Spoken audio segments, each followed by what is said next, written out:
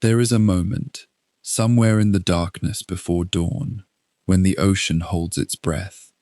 No wind, no horizon, just the black weight of open water, pressing in from every direction, and the sound of engines, thousands of them, churning through the deep, somewhere below the surface of a sea that does not yet know what is about to happen to it.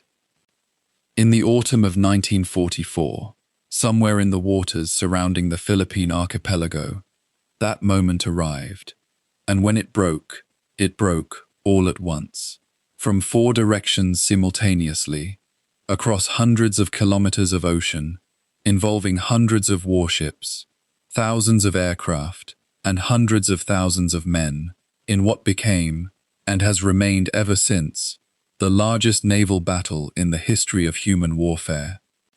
Nothing before it matched the scale. Nothing after it has come close. Welcome.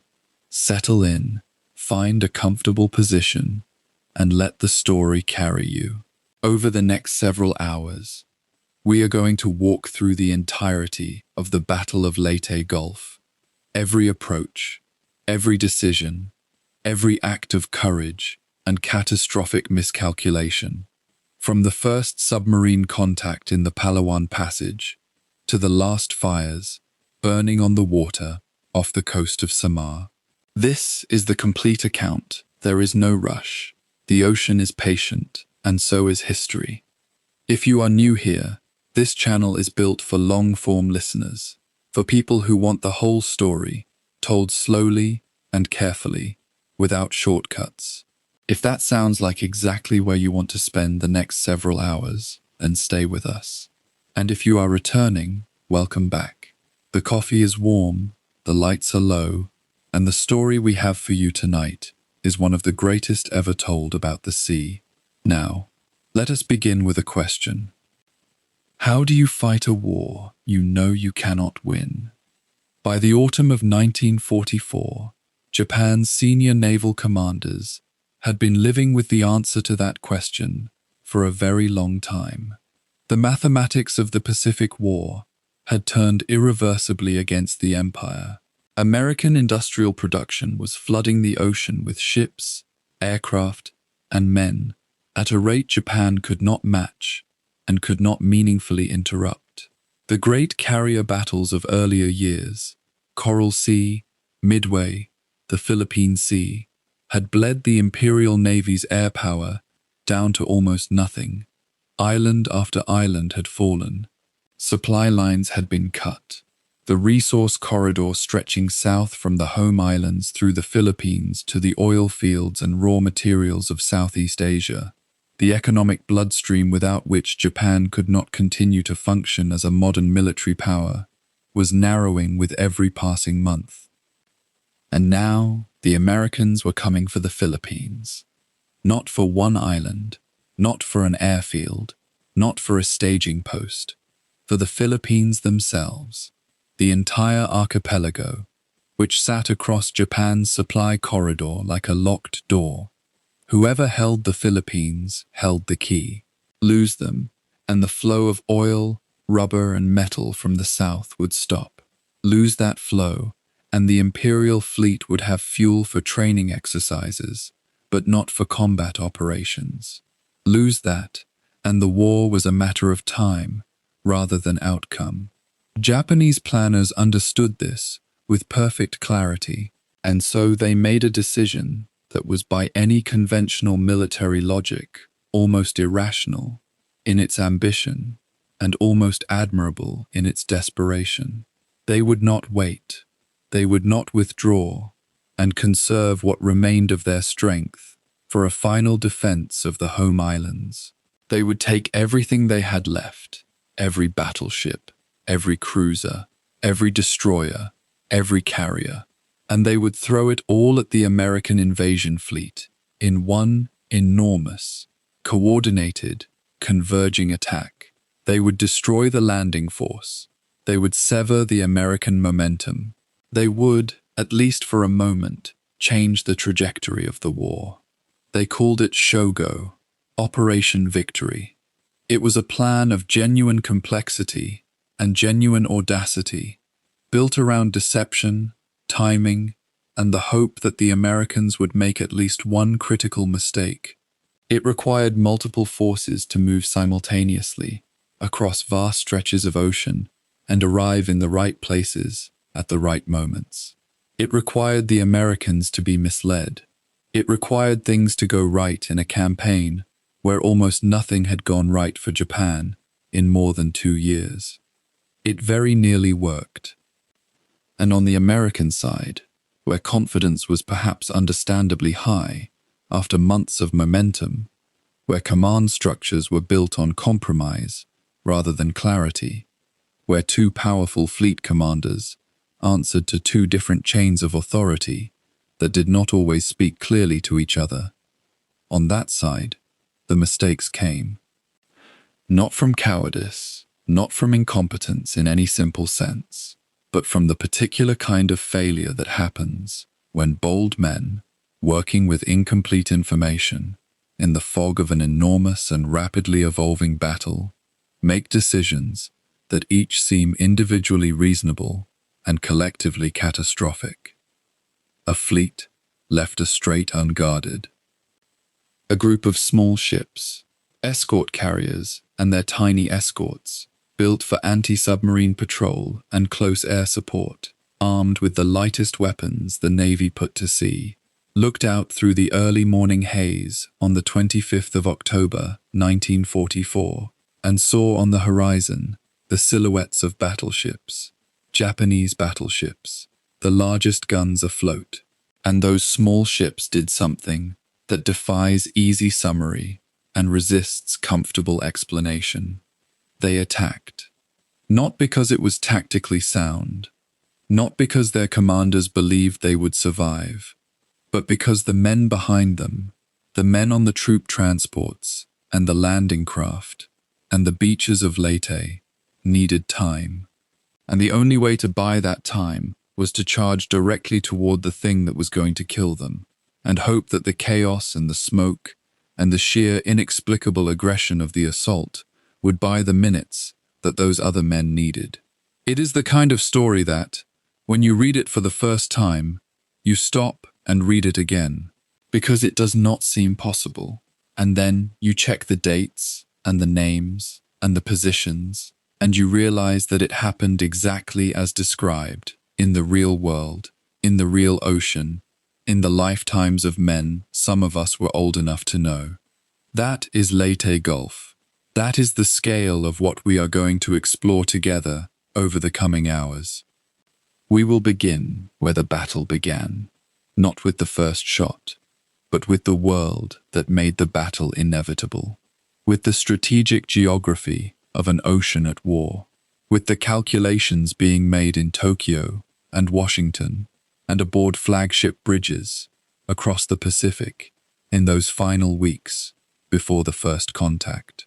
Because to understand what happened in those waters, you need to understand why it had to happen there and what each side needed from the outcome. The story that follows is enormous and intricate and occasionally heartbreaking, but it is never less than completely human. At every level, from the admirals making decisions they knew might end careers or empires, to the sailors struggling through the night water after their ships went down. This is a story about people under pressure, at the edge of endurance, choosing how to act when the choices are all impossible. Find your position. Let the narration carry you forward through the dark. The Philippine Sea is waiting, the fleets are moving, and the largest naval battle in history is about to begin. By the autumn of 1944, the Pacific Ocean had become the most contested body of water on Earth. For nearly 3 years, 2 of the most powerful naval forces ever assembled had been grinding against each other across thousands of kilometers of open sea, scattered islands, and jungle coastlines. The war had begun for America with catastrophe, with smoke and fire rising above Pearl Harbor on a quiet Sunday morning in December of 1941. and it had since moved through stages of desperate defense, grinding attrition, and finally, something that looked unmistakably like momentum. By late 1944, that momentum belonged to the United States, and everyone on both sides of the conflict understood it. American industry had achieved something almost beyond comprehension, replacing early losses, and then doubling, tripling, quadrupling the fleet that had been dealt such a devastating blow at the war's opening. The question was no longer whether Japan could win the Pacific War. The question was how much longer it could last, and at what cost to everyone still alive inside it. The geography of the Pacific is not easily grasped from a map alone. It is an ocean of extraordinary scale, where distances between island groups can run to thousands of kilometers, where weather systems build and dissolve without warning, and where the line between strategic significance and uninhabitable rock is drawn not by what a place is, but by where it sits. Japan had entered the war with a vision of a vast defensive perimeter, a great arc stretching from the Central Pacific down through Southeast Asia and back up through the island chains, behind which the empire could consolidate its gains and negotiate from a position of strength. That perimeter, in the months after Pearl Harbor, had looked terrifyingly solid. By the autumn of 1944, it had been punctured, compressed, and in several places, entirely torn away. The Central Pacific Drive, led by Admiral Chester Nimitz, had moved with a brutal efficiency that the architects of Japan's defensive strategy had not anticipated. Islands that had been fortified and held with enormous sacrifice were now bypassed, left to wither, their garrisons cut off from resupply and reinforcement by an American naval and air presence that grew with every passing month. The strategy the Americans had pursued, attacking selected points while deliberately bypassing and isolating others, was one of the most consequential operational choices of the entire war. It was not, in the beginning, an obvious choice. There were officers and commanders who argued for a more methodical, island-by-island advance, reducing every Japanese position before moving to the next. But the approach that prevailed was different in character and far more aggressive in its implications. By choosing which islands to take and which to leave isolated, American planners could dictate the pace and direction of the war, forcing Japan to respond rather than to initiate. Each leap forward extended American air power, brought new anchorages within range, and tightened the ring around Japan's resource supply chains. And it was those supply chains that formed the deepest strategic anxiety for Tokyo as 1944 wore on. Japan was an island nation, with almost none of the raw materials its war machine required. Oil, rubber, iron ore, bauxite, all of it flowed northward from the resource-rich territories of Southeast Asia that Japan had seized in the opening months of the conflict. That flow was the empire's lifeblood. Without it, the fleet could not sail, the aircraft could not fly, and the factories could not produce. The Philippines stood at the center of that flow. The Philippine archipelago stretches across more than 7,000 islands, sitting astride the sea lanes that connected the Japanese home islands to the resource territories of the Dutch East Indies, Malaya, and Indochina. Whoever controlled the Philippines controlled the corridor through which everything essential to Japan's continued war effort had to pass. This was not a subtle or contested strategic point. It was understood with absolute clarity by planners in Tokyo and Washington alike. If the Americans established themselves in force in the Philippines, Japanese tankers and freighters carrying oil from Borneo, rubber from Malaya, and ore from the southern territories would have to run a gauntlet no logistical system could survive indefinitely.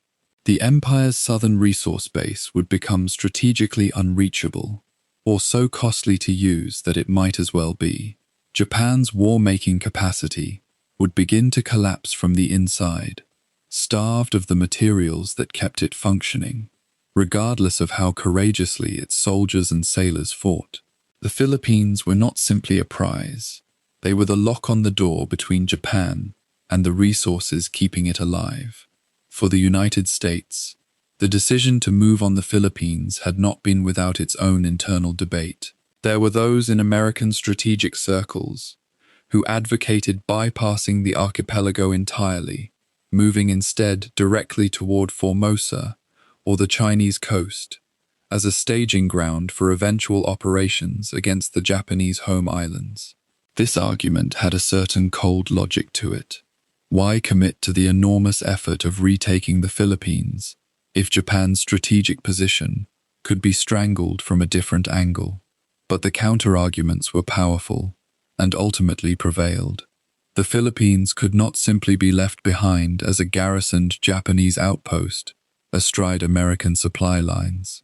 The Filipino population, which had endured occupation with a resistance and loyalty that had not gone unnoticed in Washington, represented both a moral obligation and a practical reality. And there was one commander in the Pacific for whom the question of the Philippines was never merely strategic. General Douglas MacArthur had left the Philippines in the darkest early months of the war, under direct orders from Washington, evacuating from Corregidor by torpedo boat as Japanese forces closed in. He had made a promise, a public, personal, deeply felt promise, that he would return. In the years since, that promise had become a fixed point around which MacArthur organized his entire conception of the Pacific Campaign. He had fought, argued, and maneuvered within the complex politics of Allied command to ensure that the road back to the Philippines ran through his theater of operations, not around it. By the summer and early autumn of 1944, his insistence had converged with strategic reality in a way that even his detractors found difficult to argue against.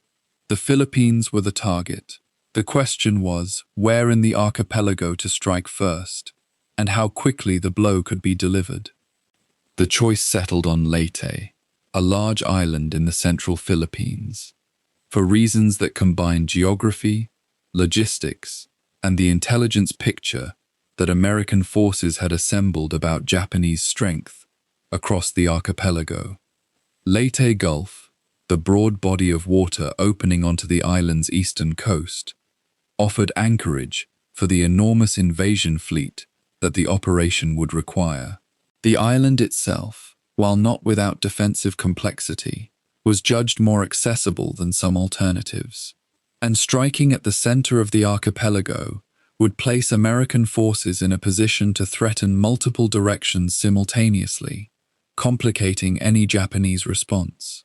The decision was made, the date was set, and the machinery of one of the largest amphibious operations in the history of warfare began to move. On the Japanese side, the autumn of 1944 brought a clarity of its own, one considerably grimmer in character. The Imperial Japanese Navy had entered the war as one of the finest fighting forces on the planet. Its surface fleet had been superbly trained, its doctrine aggressive and sophisticated, its officer corps steeped in a tradition of naval excellence that commanded genuine respect from its adversaries.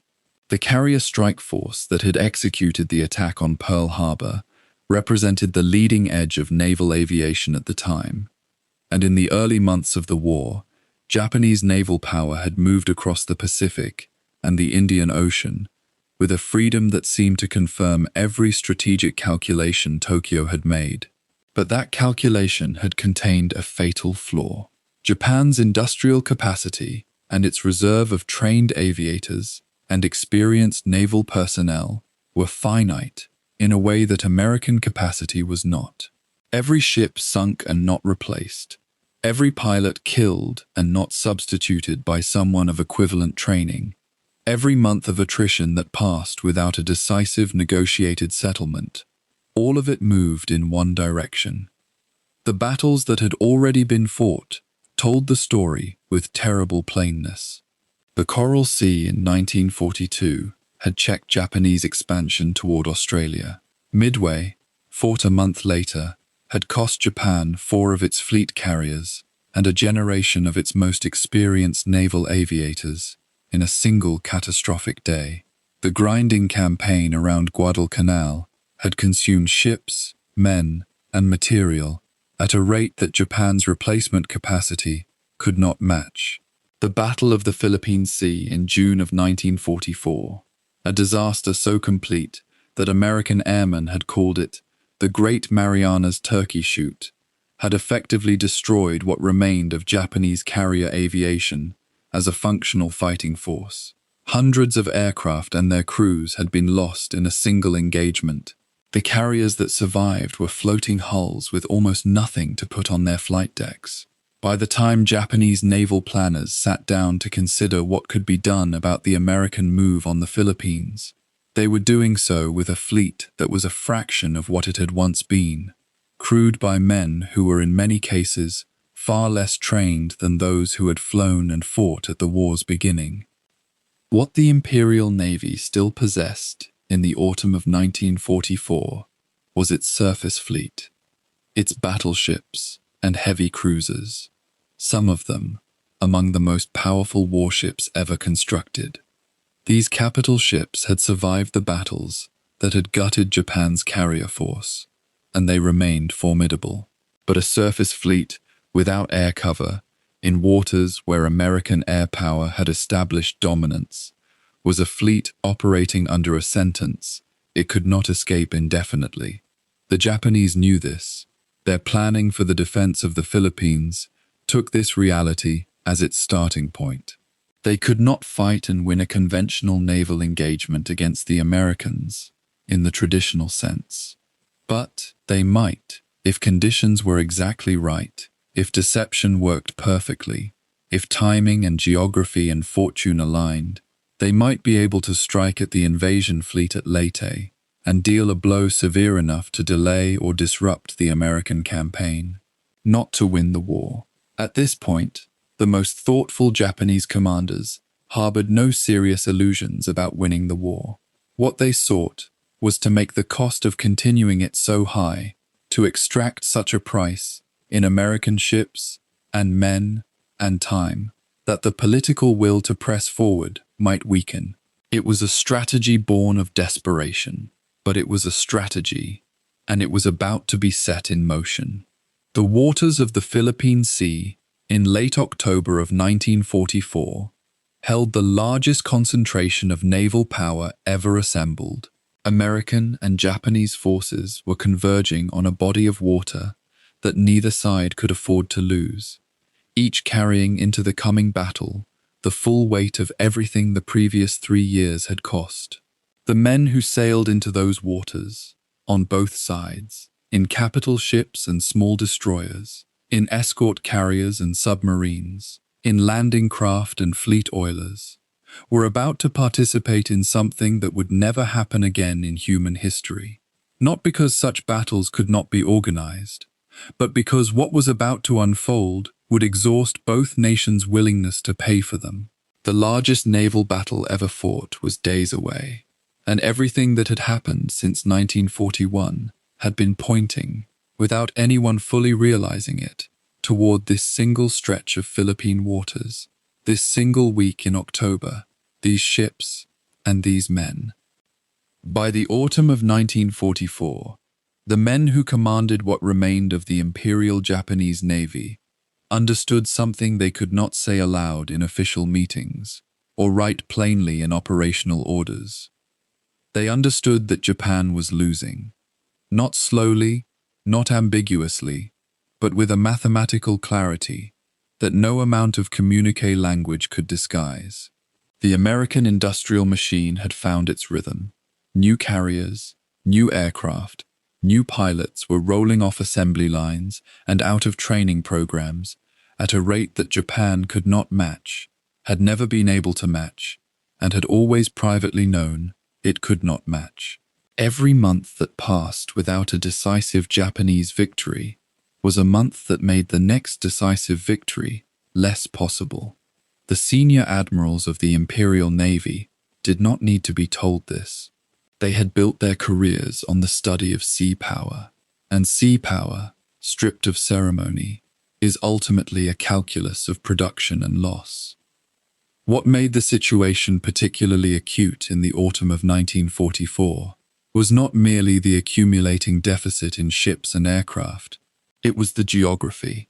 American forces had used island hopping to sever the arteries connecting Japan to the resource fields of the southern reaches of its empire, the oil of Borneo, the rubber of Malaya, the raw materials that fed the factories that built the ships that fought the war.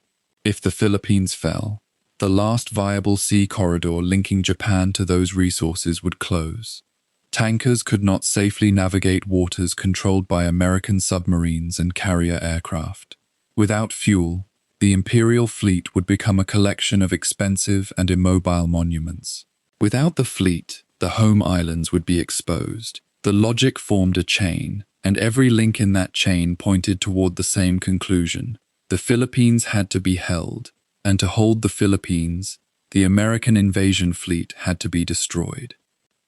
It was within this strategic framework that Imperial naval planners began work on a series of contingency operations they called Shogo, which translated, with a directness that carried its own weight, as Operation Victory.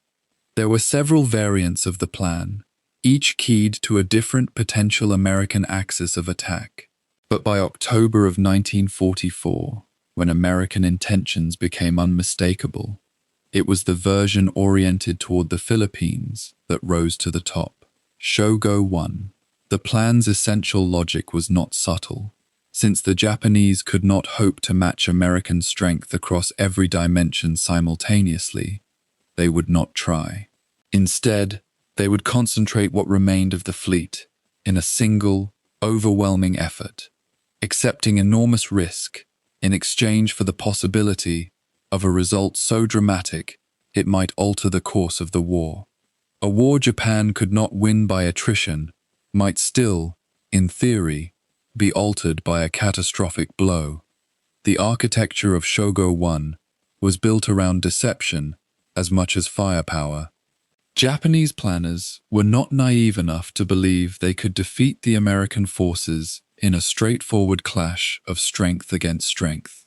What they designed instead was a multi-pronged convergence that would split American attention and, if everything went perfectly, catch the invasion fleet in a trap from which it could not escape.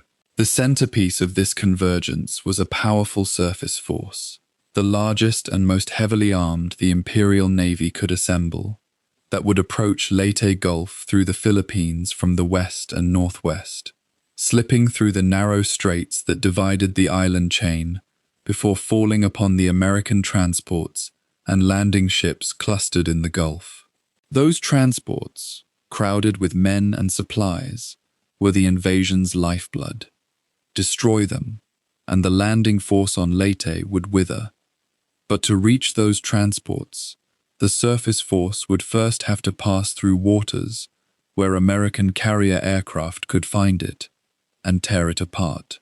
American carrier groups were formidable, mobile, and operated in force.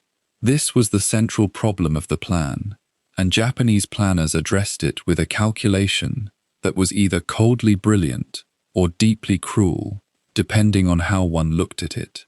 They would use their remaining aircraft carriers as bait, a separate force built around carriers whose air groups had been largely stripped away in earlier battles, would approach from the northeast and present itself as an irresistible target. American carriers would chase north to destroy it, and in the gap that pursuit created, the surface force would slip through unmolested. The carrier decoy concept required those aboard the decoy force to operate with open eyes. Admiral Jisaburo Ozawa, the officer assigned to command this northern force, was under no illusions about what his mission entailed. He was being asked to make his ships as visible and attractive as possible, to draw the American hammer down upon them, and to survive long enough to have served his purpose. That his carriers had almost no aircraft to offer in their own defense was not an oversight. It was the condition. Ozawa accepted this assignment with a composure that those who worked with him found remarkable. He was a serious officer who understood the strategic situation with precision, and if the sacrifice of his force could give the main surface thrust a clear path to Leyte Gulf, he appeared genuinely prepared to pay that price.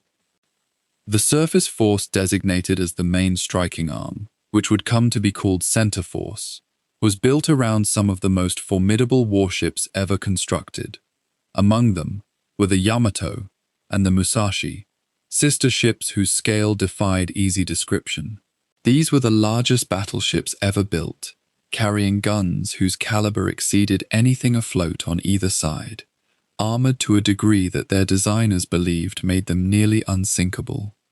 They were joined by additional battleships, heavy cruisers, light cruisers, and destroyers, assembling a surface force whose weight of metal was, on paper, genuinely terrifying.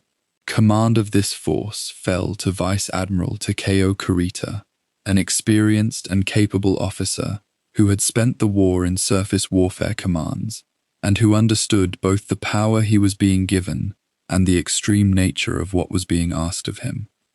A second Japanese force, the Southern Force, would approach Leyte Gulf from the south, threading through the Surigao Strait, while the center force pushed through from the north and west. The Southern Force was itself divided into two groups, the intention being that they would arrive in sequence and overwhelm whatever American defenses stood in the strait.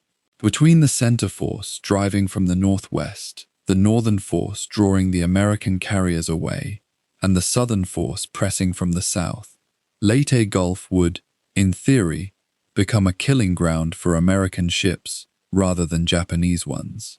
The plan required extraordinary coordination across multiple forces operating in different waters, separated by hundreds of miles and dependent on communications that combat conditions would inevitably disrupt. This was not a small flaw. It was a structural vulnerability woven into the plan's very design. Among the senior officers who reviewed Shogo 1, the assessment of its chances varied, but the underlying sentiment was broadly consistent. This was not a plan designed by men who believed they were going to win the Pacific War. It was a plan designed by men who believed they were going to lose it, and were searching for a way to make that loss matter, to extract from the war's remaining months something more than a gradual, grinding defeat. If the American invasion of the Philippines could be shattered, if the transports could be sent to the bottom, and the momentum of MacArthur's advance broken, perhaps the Americans would reconsider the cost of forcing their way to the Japanese home islands. Perhaps a negotiated end remained possible. These were not confident calculations. They were the desperate arithmetic of a fleet planning its last significant act. There was also, running beneath the strategic calculation, a current of institutional honor that shaped how Japanese officers approached the decision. The Imperial Navy had been built on the tradition of decisive battle, the belief that a single, climactic engagement between fleets could determine a war's outcome in a day.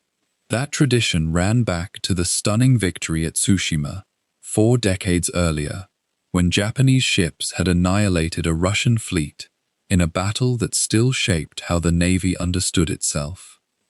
Shogo 1 was, in a sense, one final attempt to make that tradition real, to compress all the Navy's remaining strength into a single moment, and see if the moment could be forced in Japan's favor.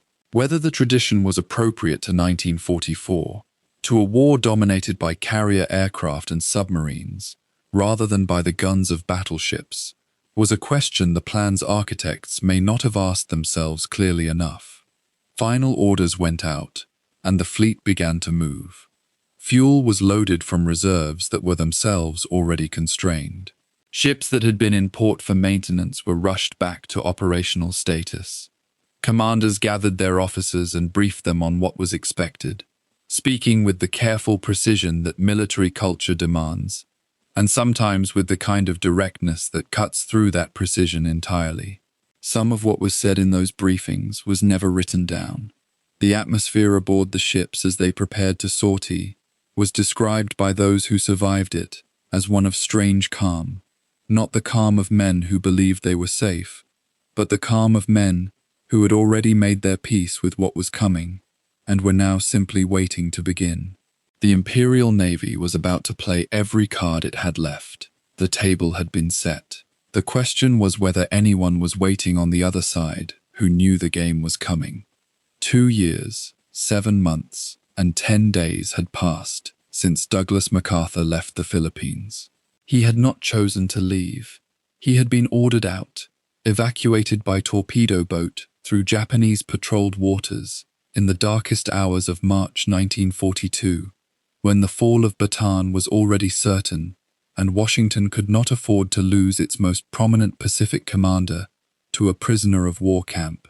He had made a promise on the way out, a declaration so simple and so absolute that it became one of the most quoted sentences of the entire war.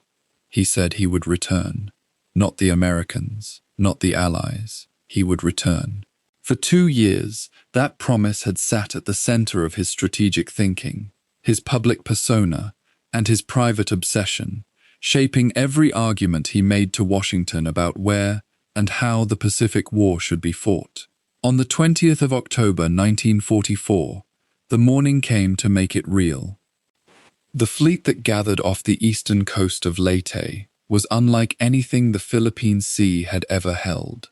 More than 700 ships rode at anchor or moved in formation across the waters of Leyte Gulf, a concentration of naval power so vast that sailors who had served through the entire war said they had never seen anything like it. More than 100,000 American soldiers were embarked aboard transports, ready to go ashore on 4 designated beaches, stretching along roughly 30 kilometers of coastline. The Sixth Army, under General Walter Kruger, would execute the landings, securing beachheads that the planners hoped would serve as the foundation for the liberation of the entire archipelago. Battleships, cruisers, and destroyers had spent the preceding days bombarding the landing zones, trying to suppress whatever Japanese resistance waited in the tree lines behind the beaches. The scale of the armada was not simply military, it was a statement. The bombardment that preceded the landings had been methodical and heavy, rolling up and down the Leyte shoreline for hours before the first landing craft were loaded. Naval guns of every caliber worked over the beaches, the tree lines, the roads running inland, and any position that aerial photography had flagged as a possible defensive emplacement. In the pre-dawn darkness, the sound carried across the water to every man waiting aboard the transports, a continuous low thunder that vibrated through steel hulls and settled in the chest. When the sky began to lighten, the boats were lowered. The first waves crossed the line of departure and headed toward the shore in the grey morning light, engines churning the surface into white foam, every man watching the beach ahead for the first sign of fire coming back. The resistance, when it came, was lighter than almost anyone had expected. Scattered rifle fire, some mortar rounds, nothing like the killing grounds of Tarawa, or the fortified nightmare that would later wait at places like Iwo Jima. Within hours, the Americans were ashore in strength across all 4 beaches. The relative ease of the initial landings carried its own danger, a seductive sense that the hard part was already behind them. The truth was more complicated.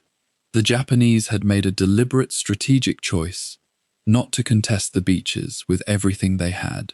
A defense mounted at the waterline against an enemy with total naval gunfire support was a defense that would be ground to nothing before it could accomplish anything meaningful. The Japanese commander on Leyte had fewer than 20,000 troops on the island at the time of the landings, and they were spread thin. His orders were to hold ground inland, to make the Americans fight for every kilometer, to bleed them in the jungle and the hills where naval guns could not reach. The beaches themselves were not where Japan intended to win this battle. That contest would play out far beyond the shore, in the waters that surrounded the island, in a plan set in motion weeks earlier and now ticking forward like a mechanism that could not be recalled. It was in the early afternoon of the 20th that the moment everyone had been waiting for finally arrived. The moment Douglas MacArthur came ashore. He did not arrive at a ceremonially prepared dock. The landing craft carrying him and his party grounded in water that came to his knees, perhaps deeper, and MacArthur stepped off the ramp and waded through the surf to the beach at Palau. Whether the grounding was accidental or arranged by a boatswain with a sense of theatre is a question historians have never fully settled, and MacArthur himself never felt the need to address it. He walked up the beach in his characteristic manner, the battered gold-braided cap, the sunglasses, the corncob pipe, and moved to a radio microphone that had been set up near the shore. What he said was brief, deliberate, and broadcast across the Philippines to wherever Filipinos still had hidden radios and the courage to listen. He had returned. He called on Filipinos to rally to his side. The liberation had begun. The reaction among Filipino civilians and guerrillas who heard the broadcast, or heard about it from those who had, was electric. Years of occupation, of arbitrary violence, of watching their country used as a staging base for Japanese conquest, had not broken the Filipino will to resist. Underground networks had maintained contact with American forces throughout the occupation, passing intelligence, sheltering downed pilots, counting Japanese troop movements, waiting for exactly this moment, when the broadcast confirmed that the Americans were back, and that the most famous American soldier in the Pacific was personally standing on Philippine soil. The effect was profound. MacArthur understood his own symbolism with unsentimental precision. The return was not just a military event. It was a political and psychological inflection, a signal sent to every Filipino fighter in the hills that the waiting was over. Back aboard his headquarters ship, in the hours after the beach landing, MacArthur received reports that the first day's objectives were being secured faster than the planners had projected. The Sixth Army was pushing inland. Engineers were beginning to consolidate the beaches, and the flow of men and materiel across the shore was accelerating. The deceptive ease of it all created a mood of cautious optimism in the American command. What no one fully understood yet was that the true contest for Leyte had not yet begun. The battles happening on the island's beaches were the overture. The main event was assembling itself several hundred miles away, in the straits and sea lanes that surrounded the Philippine archipelago, where the Imperial Japanese Navy was moving with a purpose and a desperation that the Americans were only beginning to detect. The Japanese response to the landings was not delayed. Within hours of the first American troops setting foot on Leyte, the signal went out from Imperial General Headquarters to activate Shogo, the operation that Japanese naval planners had designed and wargamed and argued over for months. The plan was already preloaded, already rehearsed, to the degree that a plan of such staggering complexity could be rehearsed. The various Japanese naval forces designated for the operation had been positioned in advance, fuel supplies calculated, routes planned. All that had been required was confirmation that the Americans had chosen Leyte as their landing point rather than Luzon or Formosa. That confirmation now existed. The machinery began to move. Vice Admiral Takeo Kurita's powerful center force was ordered out of its anchorage in Linga Roads, near Singapore, where it had been positioned close to fuel supplies. The southern forces received their own orders. Far to the north, Admiral Jisaburo Ozawa began preparing his carrier force for a mission that amounted to a carefully choreographed sacrifice. What the Americans on those beaches did not know, what even MacArthur standing at his radio microphone could not have imagined in the full specificity of it, was that their landings had just triggered one of the most complex and violent naval operations ever attempted. The scale of what was coming dwarfed the landing itself. More than 60 Japanese warships were now in motion, converging on Leyte Gulf from multiple directions across hundreds of miles of ocean.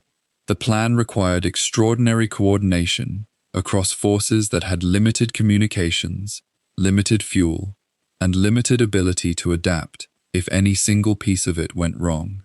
It was, as the admirals who designed it privately acknowledged, a plan that assumed a great deal had to go right simultaneously. In a war that had been teaching Japan, over and over, the cost of optimistic planning, that acknowledgement was not reassuring.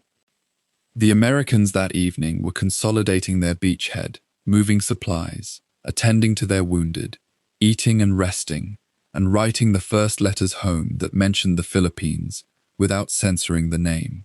The mood in the fleet was one of disciplined satisfaction, a hard job begun well, objectives secured, no catastrophic surprises. The mood was not complacency. These were experienced men who understood that a quiet first day did not mean a quiet second, but they could not have known, not yet, the precise nature of what the second day and the day after it would bring. They had achieved their landing. They had set foot on the ground MacArthur had promised to reclaim. They had triggered, in doing so, the most violent naval response that Japan could still mount. The 20th of October 1944 was, in the end, a day of two realities running simultaneously and not yet aware of each other.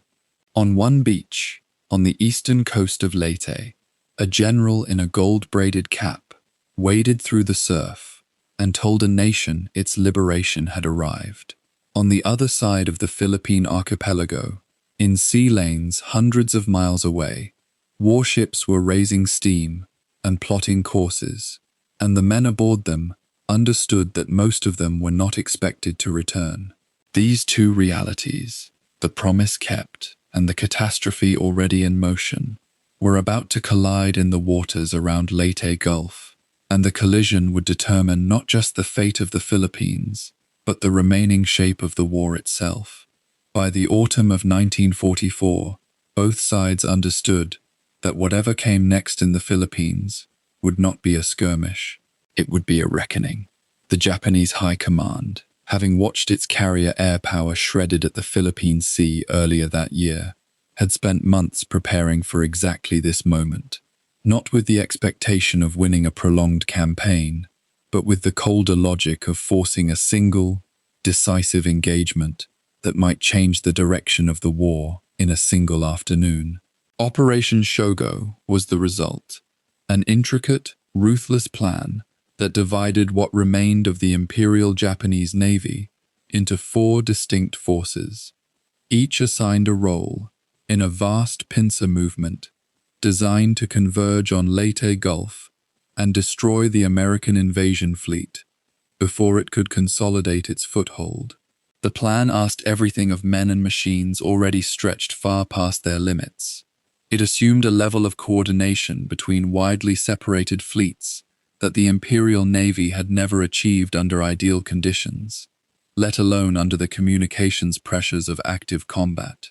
And yet, as the ships began to move and the pieces took their positions across hundreds of nautical miles of open water, there was something almost geometrically elegant about it, a final, desperate masterwork drawn up by men who knew they were playing their last hand. The heaviest piece on the board was center force, and the man who commanded it carried a weight that matched his fleet's tonnage. Vice Admiral Takeo Kurita was a surface warfare officer of long experience, respected within the Imperial Navy for his steadiness and his professional competence, rather than for any taste for dramatic gesture. He was not a man given to speeches or theatrics, and in the weeks before the battle, he appeared to accept the enormity of what was being asked of him, with the kind of quiet resolution that his subordinates found either reassuring or quietly unnerving, depending on their own dispositions. What he commanded was formidable by any measure, the largest and most powerful of the 4 Japanese forces, built around a core of battleships and heavy cruisers that represented the surviving muscle of a navy that had once ranged freely across the Pacific. Center force included the 2 greatest battleships then afloat anywhere on Earth, Yamato and Musashi, each displacing more than 60,000 tons at full load, each armed with 9 guns of 460 millimeters, weapons so large that the shells they fired weighed roughly as much as a small automobile. Alongside them steamed more battleships, heavy cruisers, light cruisers, and a screen of destroyers, a surface force of such apparent power that its mission, to push through the San Bernardino Strait and strike the American invasion fleet at Leyte Gulf from the north, seemed theoretically achievable, provided everything else went according to plan. The Southern Force was the second arm of the pincer, and unlike Center Force, it was divided into 2 separate groups that would approach Surigao Strait independently and attempt to link up as they pushed through. The larger of the 2 groups was commanded by Vice Admiral Shoji Nishimura, a veteran officer whose force included 2 battleships, a heavy cruiser, and several destroyers, a compact but significant strength. The smaller group, following some distance behind, was led by Vice Admiral Kiyohide Shima, commanding a force of cruisers and destroyers. The coordination between Nishimura and Shima was, to put it charitably, notional. The 2 men did not share a single operational command. Their forces were drawn from different fleet organizations, and the communications between them were intermittent at best. They were expected to arrive at approximately the same moment and act in concert, but the practical mechanisms for making that happen were never properly established. From the outside, the Southern Forces' dual-pronged approach looked like an attempt to overwhelm the southern entrance to Leyte Gulf through sheer pressure. From the inside, it looked rather more like 2 separate admirals heading in the same general direction and hoping for the best. The 4th Force was the most unusual, and in a very particular way, the most important.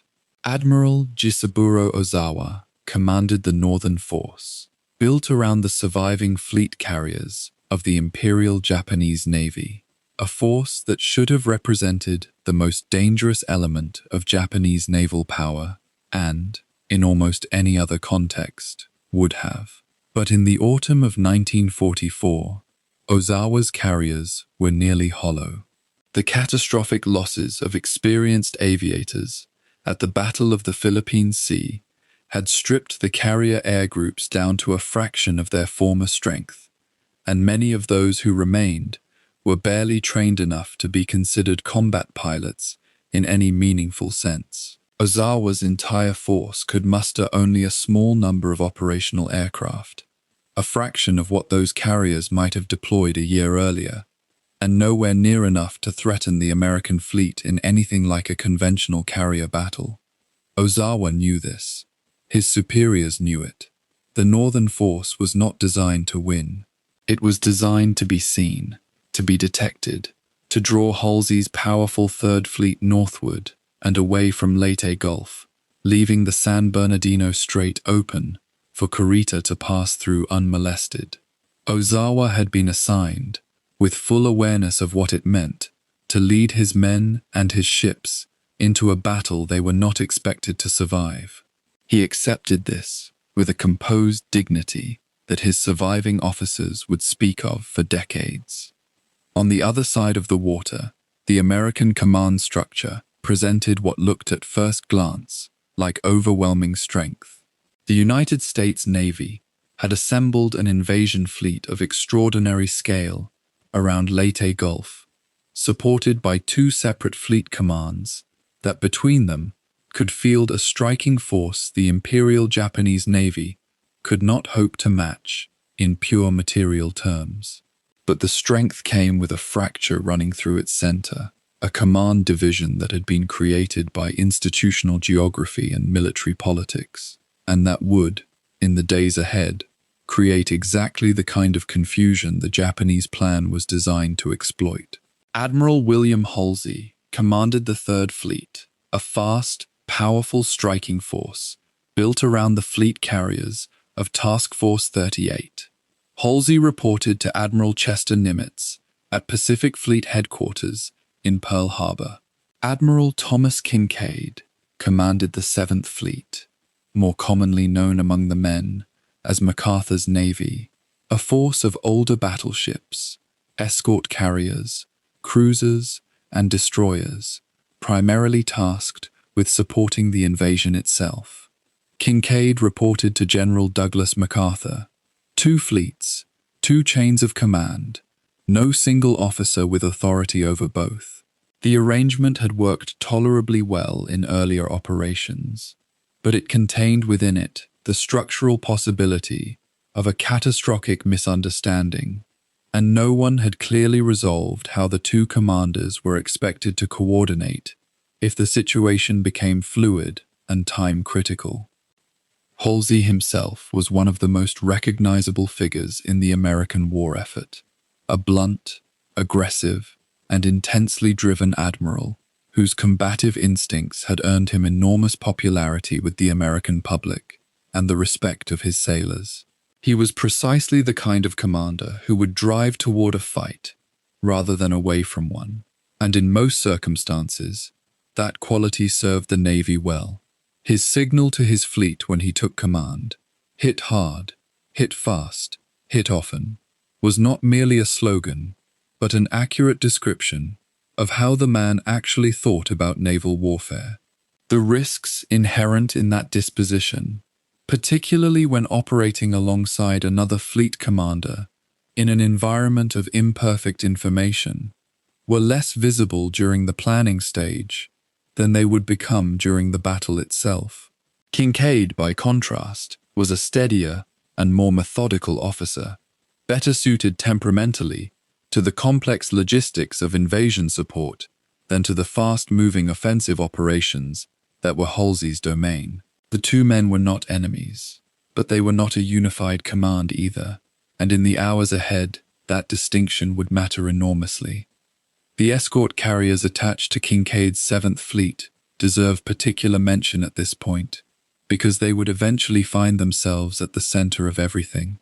These were small, slow, lightly built ships, converted merchant hulls, many of them, carrying a modest number of aircraft and designed to provide air support for ground troops ashore and to conduct anti-submarine patrols. They were not combat ships in the conventional sense, not designed or equipped to face surface threats from heavy warships. They carried almost no armor worth mentioning. Their guns were suited to shooting at aircraft rather than enemy cruisers, and their top speed was roughly half that of the battleships now moving toward them from multiple directions. The men aboard them understood all of this perfectly well. They did not particularly expect to face capital ships. They had been told, in effect, that they would not need to, that the larger warships of both Halsey's and Kinkaid's fleets would ensure no Japanese surface force could reach them. That assurance, reasonable enough on paper, would prove to be one of the most consequential miscalculations of the entire battle.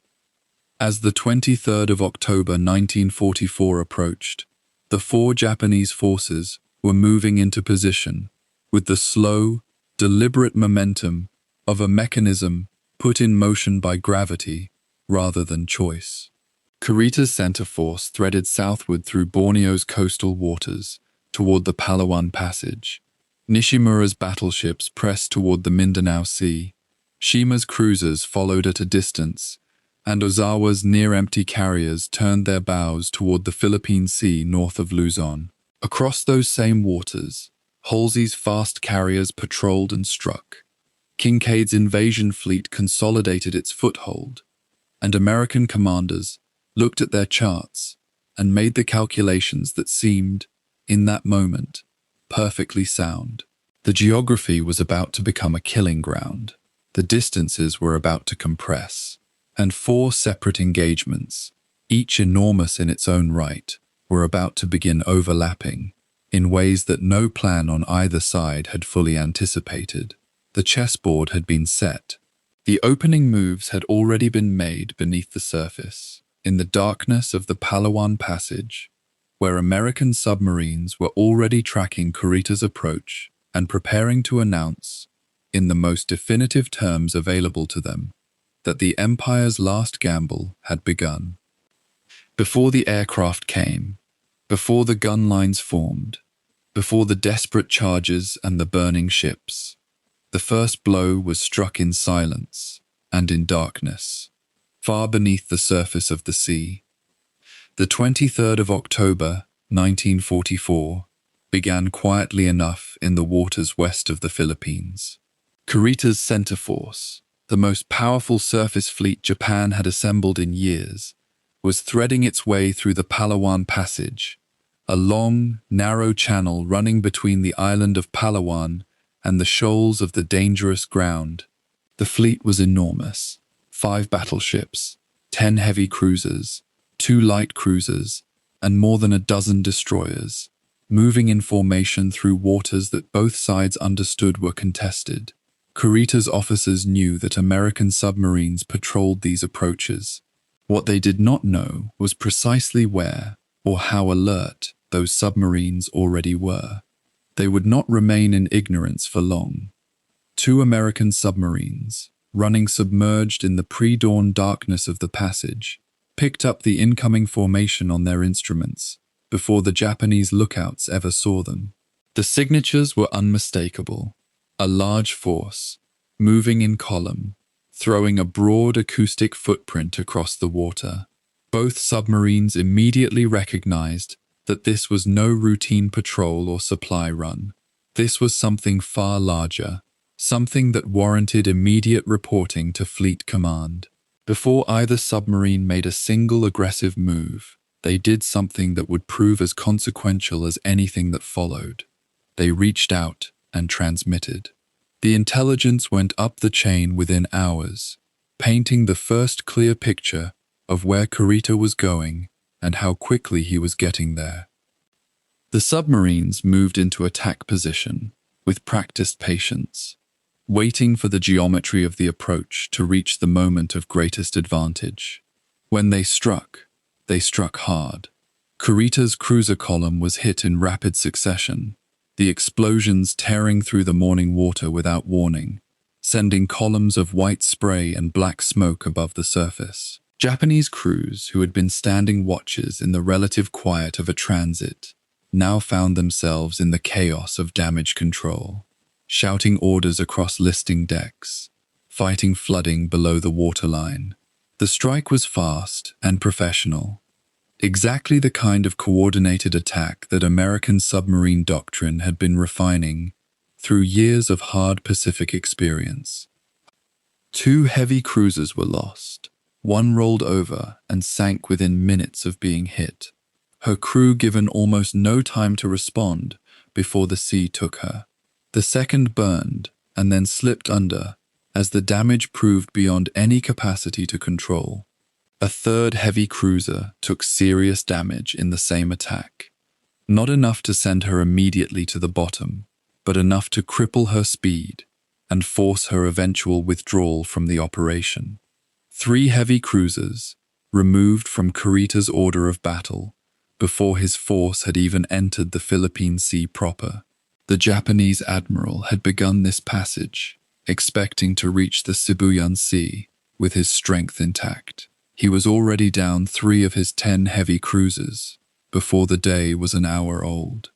Then came the moment that might have changed everything, and very nearly did. Kurita's flagship, the heavy cruiser at the head of his formation, was herself struck during the attack. The explosion was severe. Water flooded through ruptured compartments. The ship lost power and stability, and it became clear almost immediately that she could not be saved. For a brief and disorienting window of time, the admiral commanding the most powerful Japanese surface force since Midway was in the water, not on his bridge, not in his command spaces, but swimming for his life among the wreckage of his own flagship. It is the kind of moment that strips ceremony from command, that reduces an admiral to simply a man trying to survive. He was pulled from the water.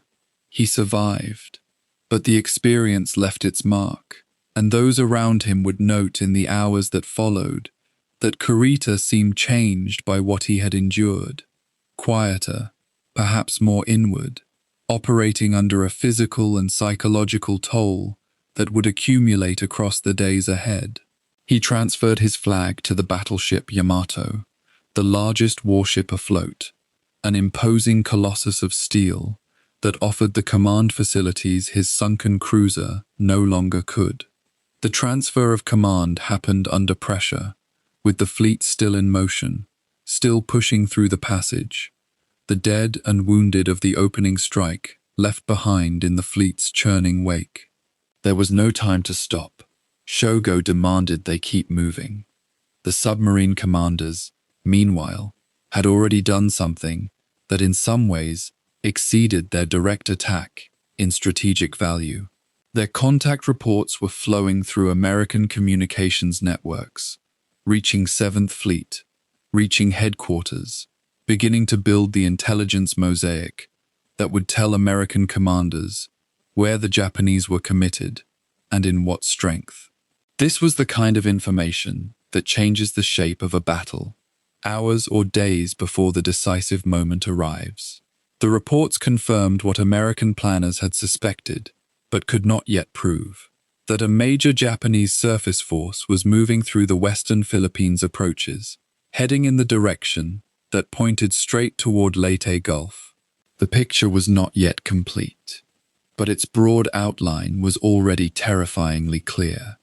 For the men below decks on the surviving Japanese ships, the passage through Palawan had answered a question that many of them had been carrying since the fleet sortied from its anchorage.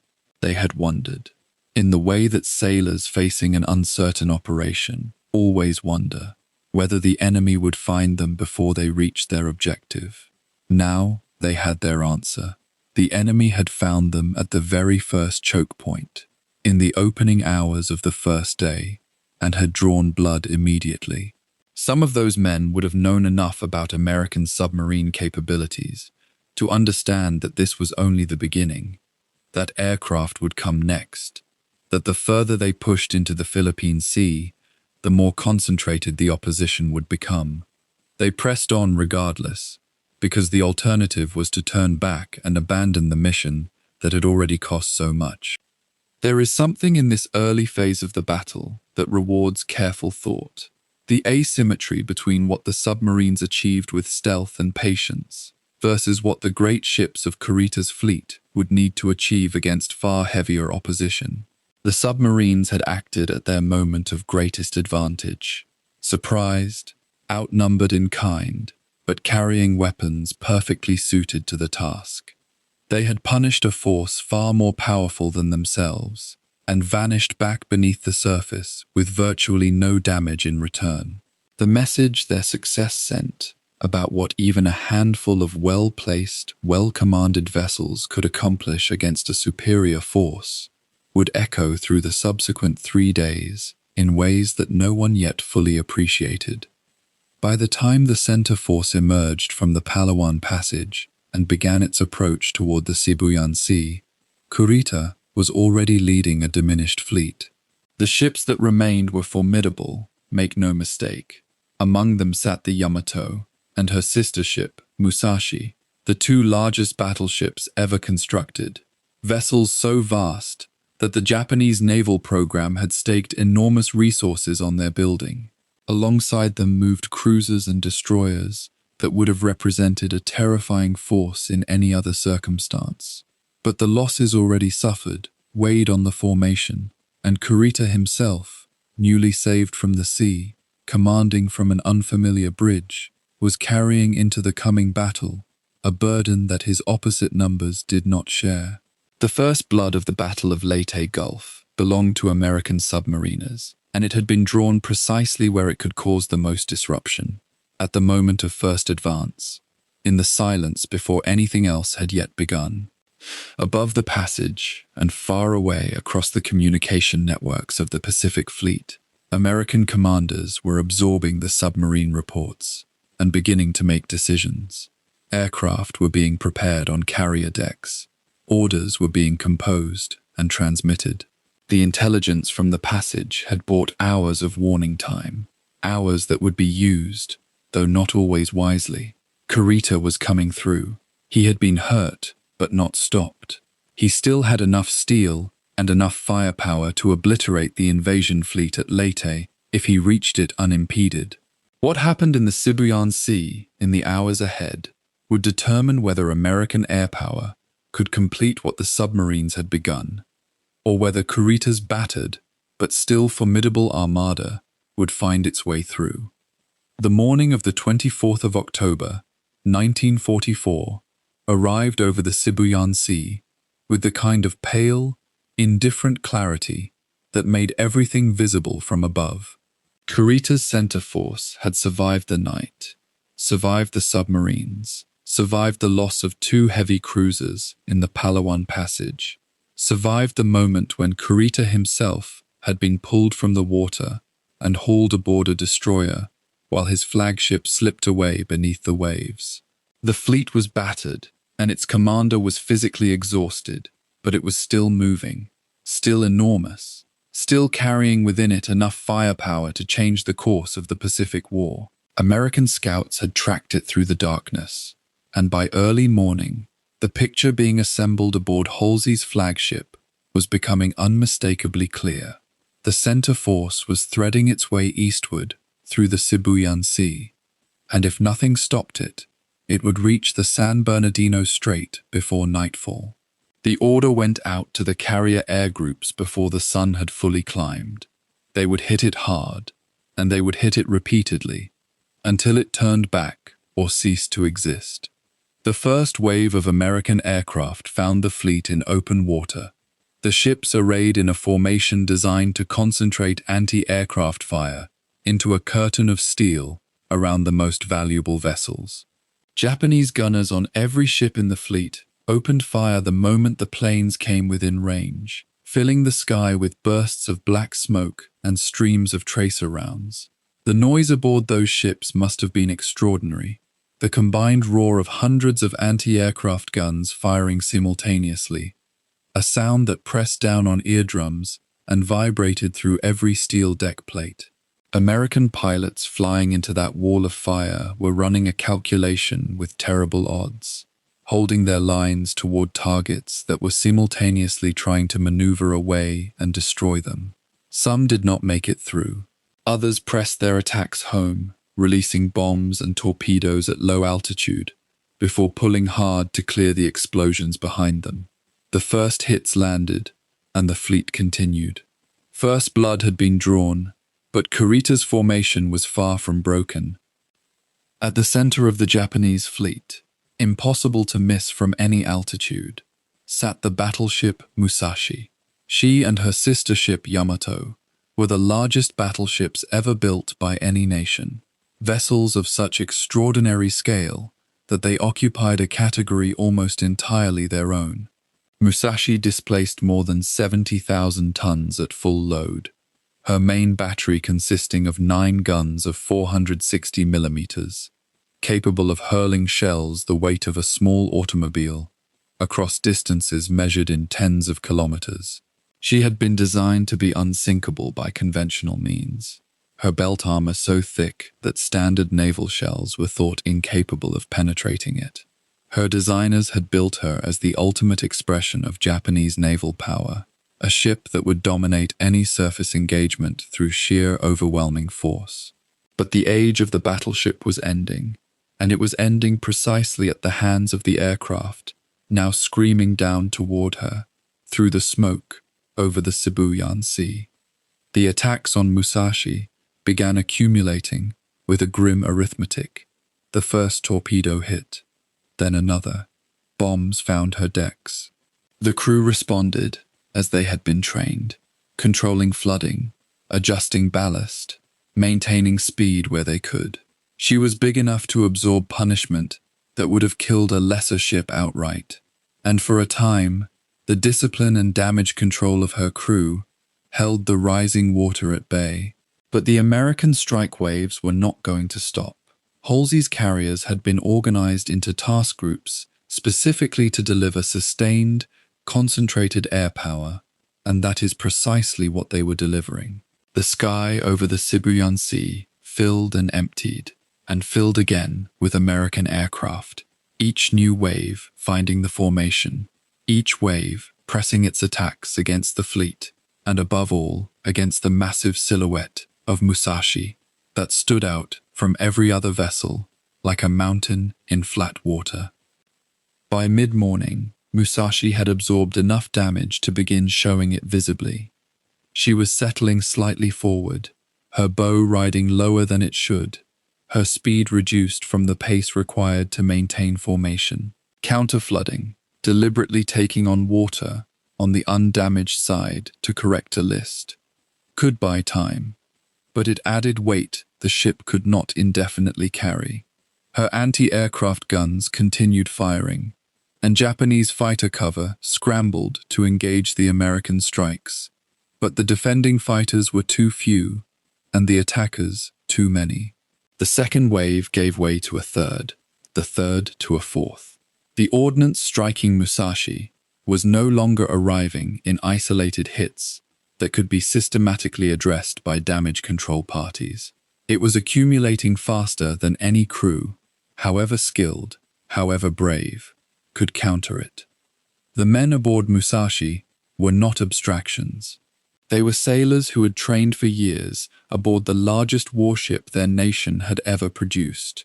Men who had come to identify themselves with the ship's invincible reputation, and now they were watching that reputation dissolve in fire and flooding water. Some compartments had been sealed with men still inside to control the spread of water. Damage control teams moved through smoke-filled corridors carrying the weight of a ship that was slowly losing the argument with the sea. The officers on her bridge continued to fight their ship, continuing to direct what anti-aircraft fire remained, continuing to hold formation as best they could.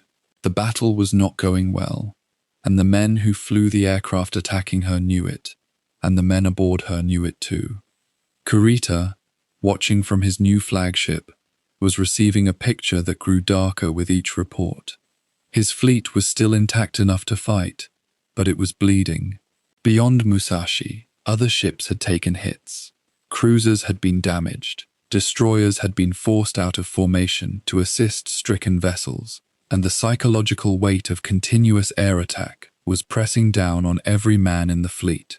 There was no way to strike back effectively at aircraft from surface ships beyond concentrated anti-aircraft fire. The fleet could absorb the attacks, or it could run from them, but it could not reply in kind. For a surface Navy commander, trained in the traditions of ship-to-ship combat, there was something uniquely disorienting about being subjected to attack from an enemy you could not close with, an enemy who came from above and disappeared before you could bring your main guns to bear. The sky itself had become hostile territory. In the late afternoon, Kurita made a decision that would become one of the most consequential misreadings of the entire battle.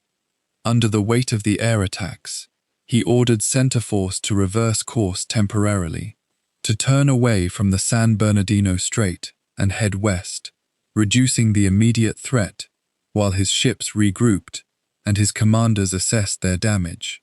It was presented as a temporary measure, a fighting withdrawal to gain breathing room, not an abandonment of the mission. Kurita intended to resume his eastern course once the attack pressure eased. But the American scout pilots, who reported that course change back to Halsey's fleet, did not see a temporary reversal. They saw a retreat. They saw a fleet that had been beaten back by American air power, and that interpretation flowed upward through the American command picture, with the seductive confidence of a fact too satisfying to question.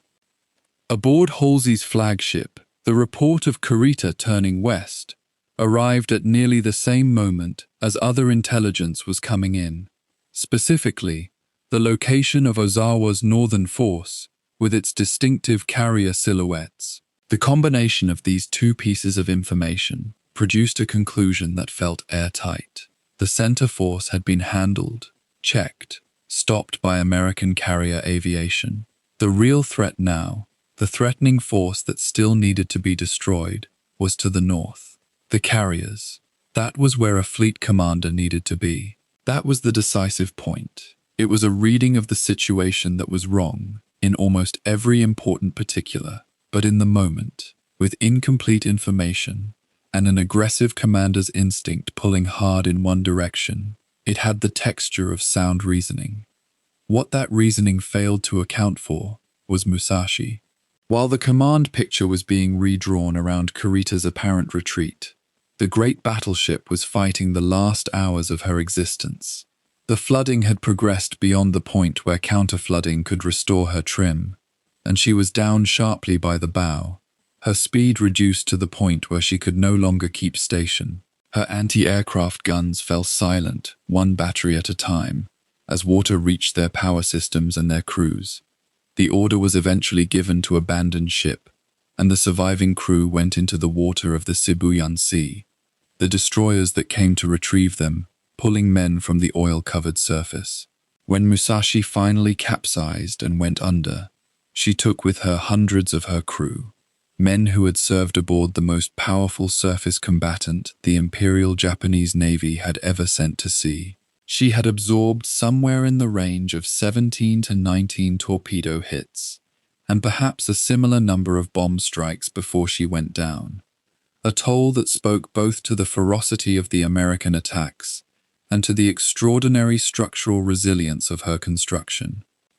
And yet, even as Musashi sank, Kurita was not done. The center force had turned west, not to flee, but to pause. And as the air attacks eased with the declining afternoon light, the Japanese fleet turned east again, quietly, without fanfare, without the dramatic signals that might have caught an American scout's attention. The great armada of battleships, cruisers, and destroyers resumed its original heading toward the San Bernardino Strait. Kurita had lost Musashi. He had lost ships to the submarines the night before.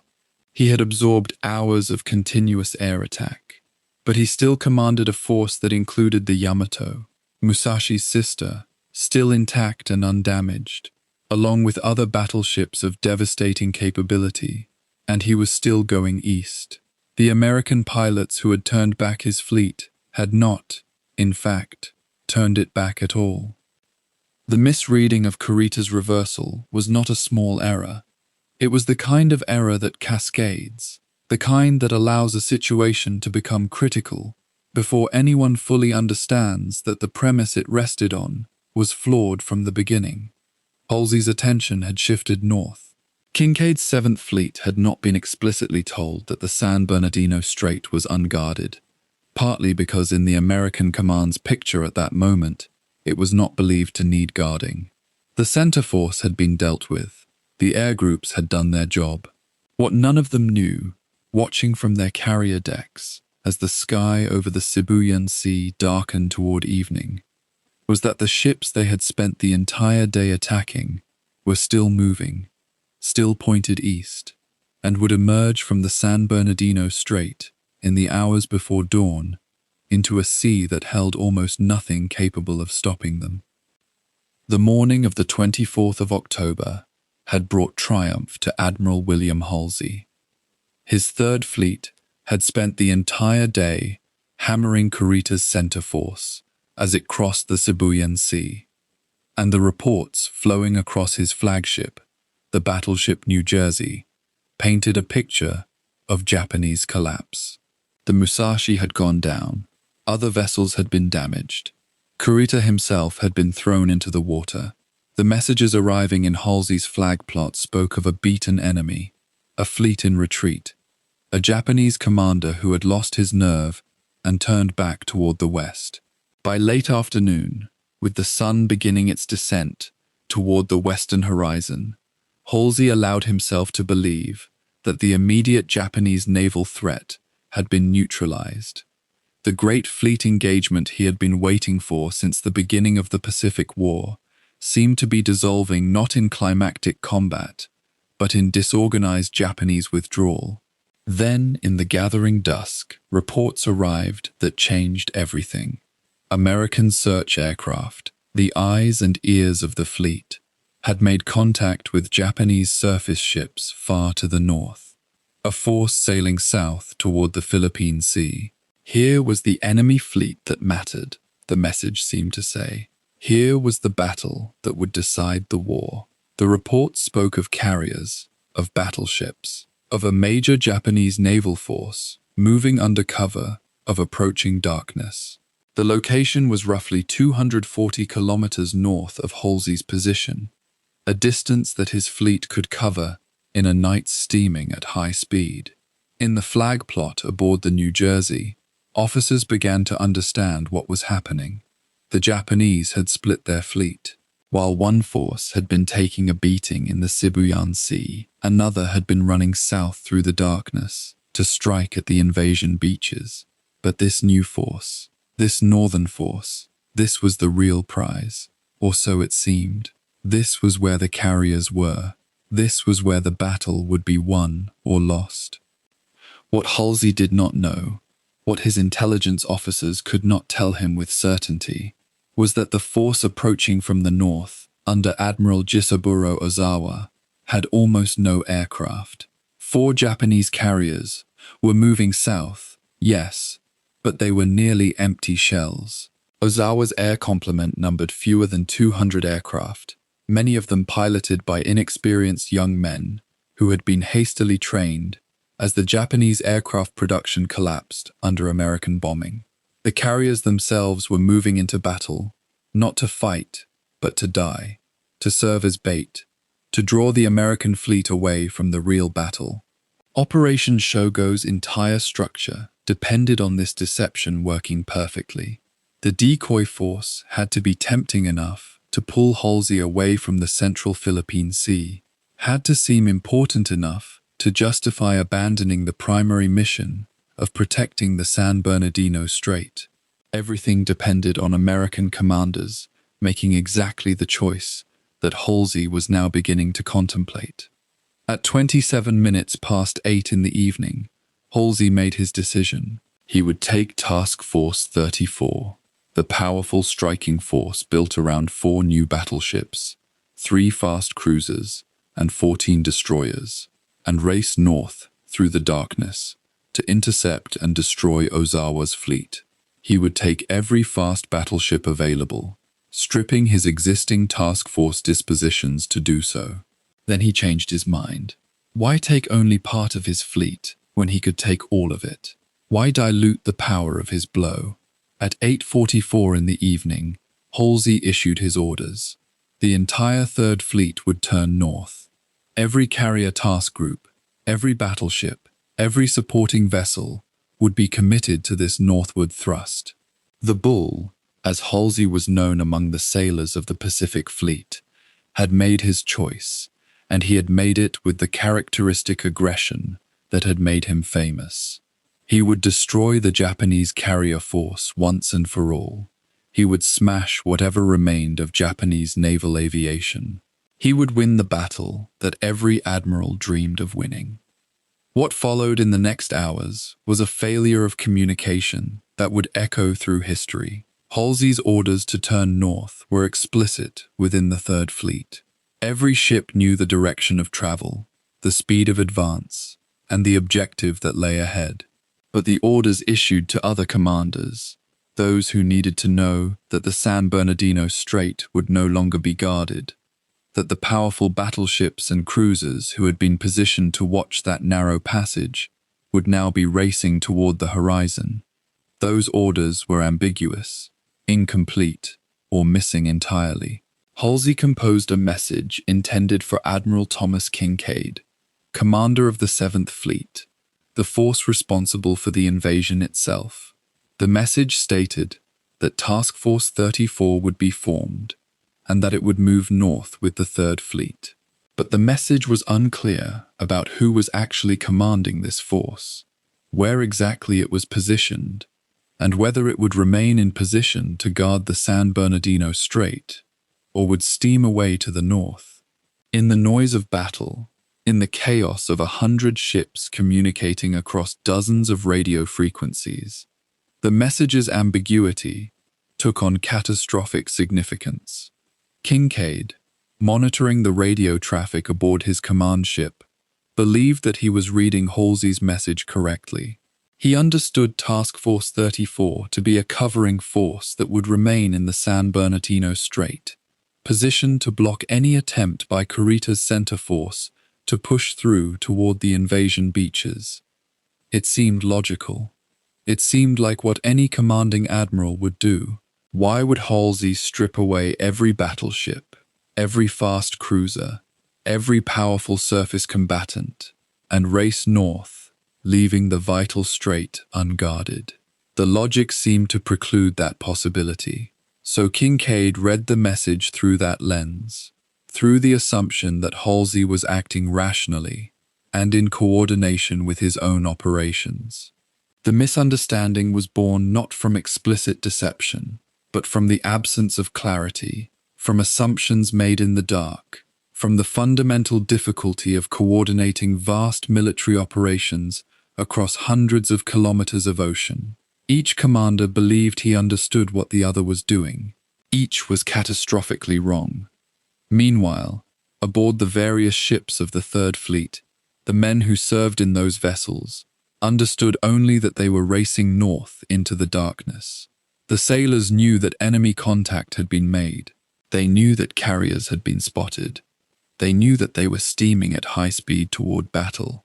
What they did not know was that in abandoning this course, they were leaving a gate open through which an entire Japanese battle fleet would soon pour. The radar operators aboard the cruisers and the destroyers of the Third Fleet had no way of knowing that to the south, passing through the San Bernardino Strait in the deepest hours of the night, Japanese heavy cruisers and battleships were slipping through the darkness like ghosts. The pilots in the ready rooms of the fast carriers had no way of knowing that the most significant battle of their lives would not occur to the north, but far to the south, and that their absence would make the difference between victory and catastrophe. Halsey's decision had been made with incomplete information, with logical reasoning based on faulty assumptions, and with an operational mindset that valued the aggressive pursuit of enemy carriers above all other considerations. The historical record is full of moments when military commanders have had to make decisions based on incomplete information, when they have gambled and won, or gambled and lost. Halsey's situation was not unique in that regard. What made his decision exceptional was its scale. The Third Fleet was the most powerful concentration of naval force in human history at that moment. 12 fast carriers, carrying more than 900 aircraft, 6 fast battleships, 14 cruisers, and dozens of supporting vessels. Every one of those ships was committed to the northward course. The covering force that should have remained to guard the San Bernardino Strait was not left behind. The message that should have made crystal clear to all other commanders what Halsey intended was instead ambiguous and confused. The result was a vacuum in the American defensive posture that yawned open like a wound. Halsey's defenders, both then and later, would argue that his reasoning was sound. Reports of Japanese carriers approaching from the north required a response. Leaving the San Bernardino Strait inadequately defended risked leaving it undefended, but the threat from the north seemed more immediate, more dangerous. The Fourth Fleet, the escort carriers of the Seventh Fleet assigned to support the landings, were thought to be adequate to defend the invasion beaches. Other smaller vessels were positioned in the strait. Surely Kurita, who had been in retreat all day, would not suddenly reverse course and charge south. The logic was not unreasonable. It was simply wrong.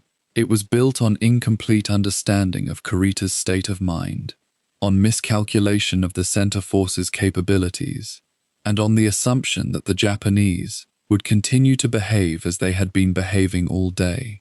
But armies and fleets do not always behave in predictable ways.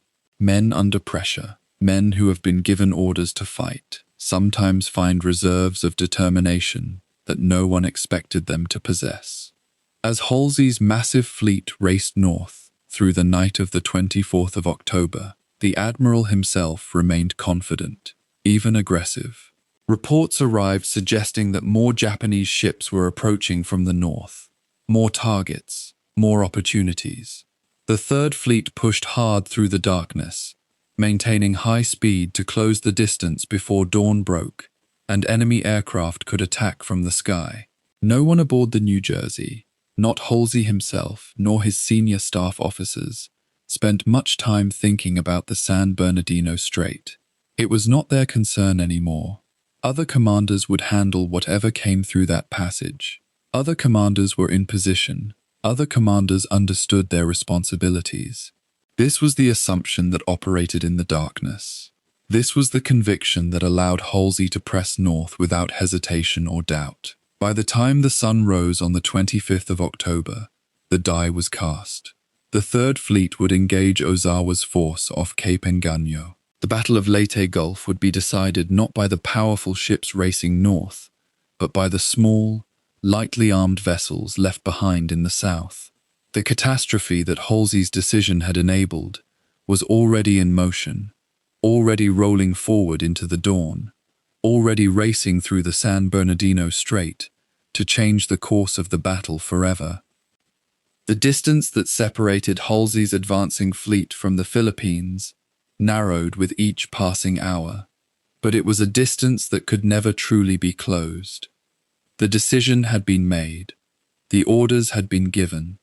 The ships were committed to their course. In the darkness, in the fog of war, with incomplete information, and the pressure of command bearing down on his shoulders, Halsey had made the choice that his entire military education and temperament demanded: the aggressive choice, the offensive choice, the choice to seek out and destroy the enemy fleet.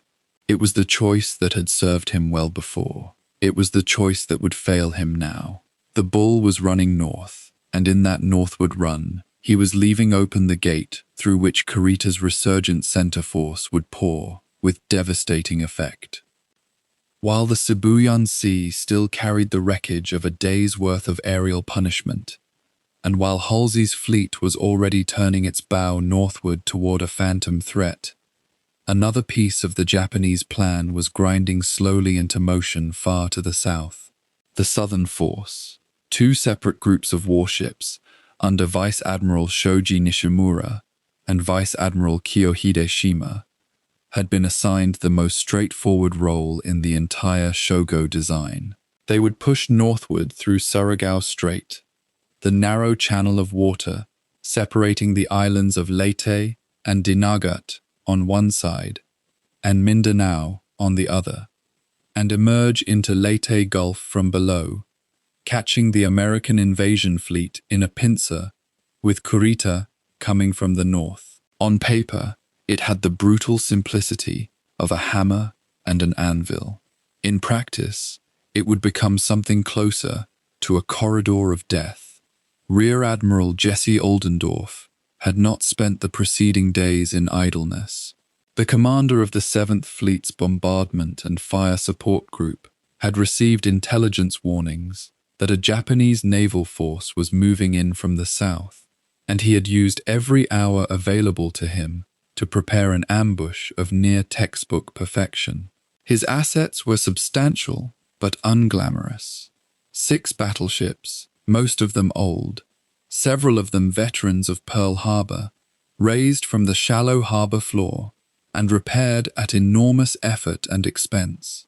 There were also 8 cruisers, and roughly 28 destroyers, plus more than 30 PT boats stationed in the strait itself. Oldendorf arranged his forces in layers, each one designed to bleed the Japanese further before passing what remained to the next.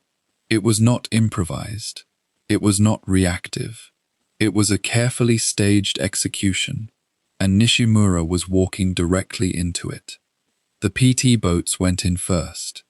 Through the darkened hours before midnight on the 24th of October, moving into the early morning of the 25th, more than 30 of the small, fast torpedo boats spread themselves across the southern approaches to the strait, acting as both sentinels and harassers. They made contact with Nishimura's force in the lower reaches of the strait and attacked repeatedly across a stretch of several hours, firing torpedoes and drawing gunfire before retreating into the darkness. None of the PT boats succeeded in sinking a major Japanese vessel during their runs, and several were damaged or driven off by accurate Japanese fire.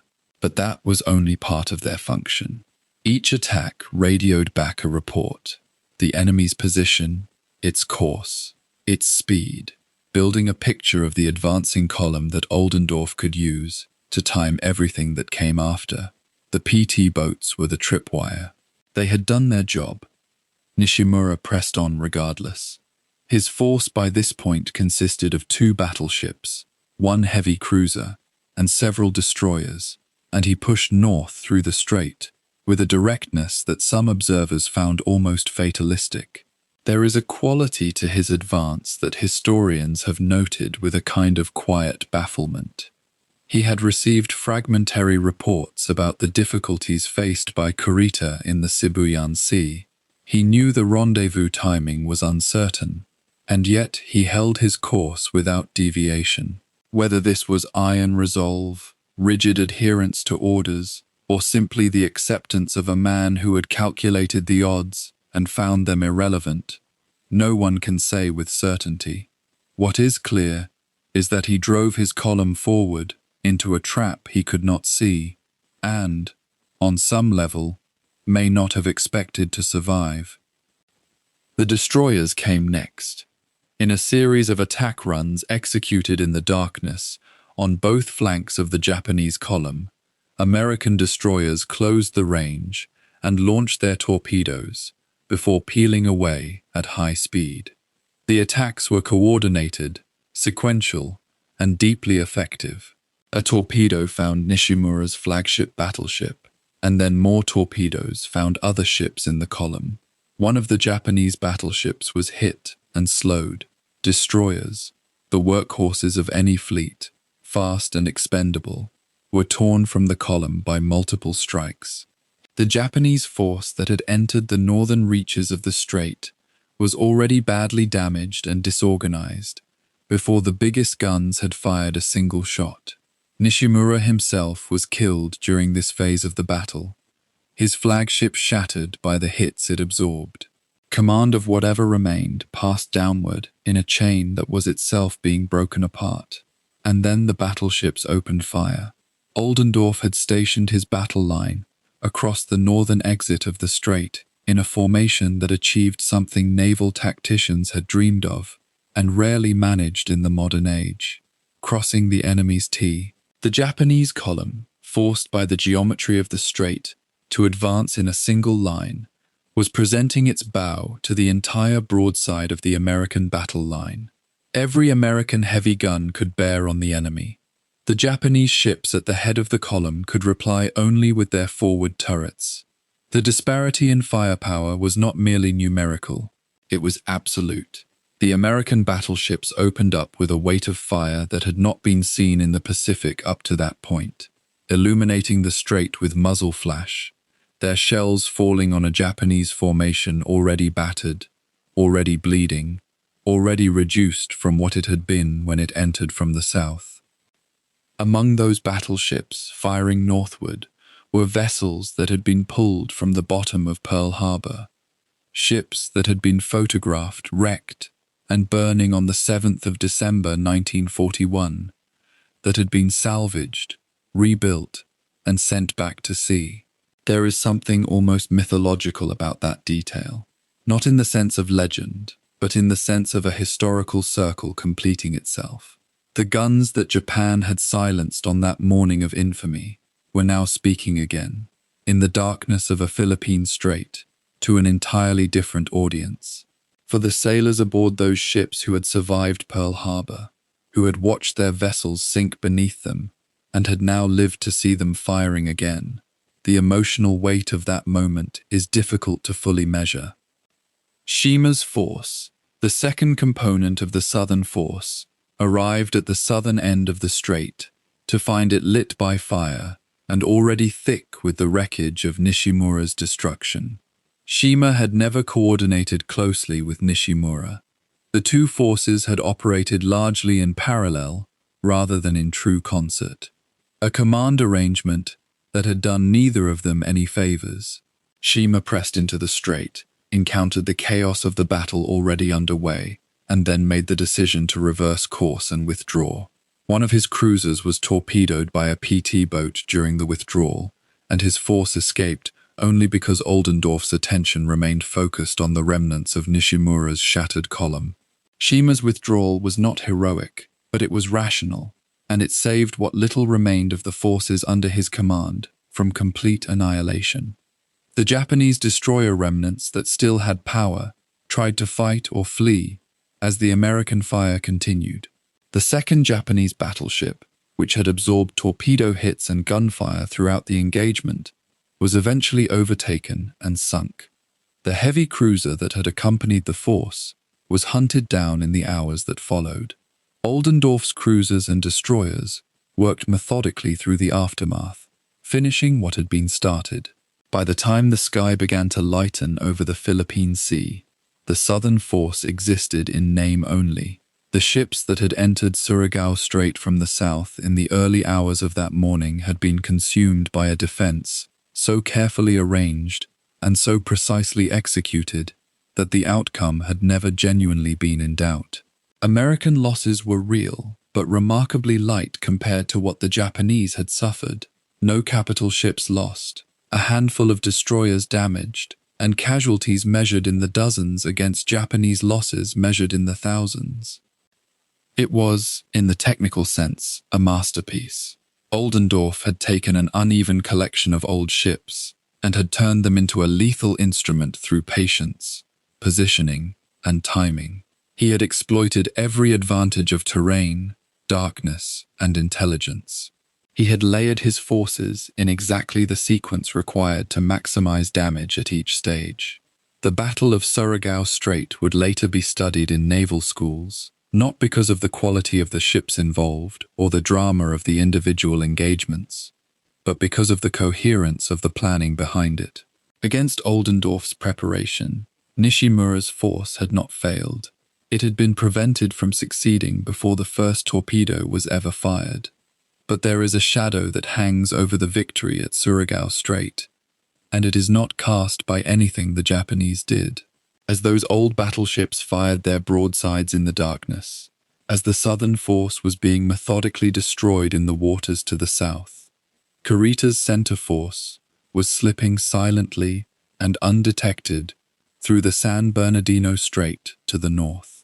The very success at Surigao, the confidence it generated, the sense that the southern threat had been contained, none of it mattered to the sailors who would wake up the next morning off the island of Samar to find battleship pagoda masts rising over the horizon where nothing was supposed to be. Surigao Strait had been won completely. What that victory actually protected, in the hours that followed, was a question that no one aboard those old Pearl Harbor battleships could yet answer. The Japanese Southern Force was gone. The guns fell quiet over the strait, and the waters that had briefly been lit like a furnace settled back into the darkness of a Pacific night. For the men who had fought there, American sailors who had endured the long anxiety of waiting in position, PT boat crews who had made their runs through the dark, destroyermen who had charged toward enemy guns at close range, there was no time to absorb what had just happened. The Battle of Leyte Gulf was not over.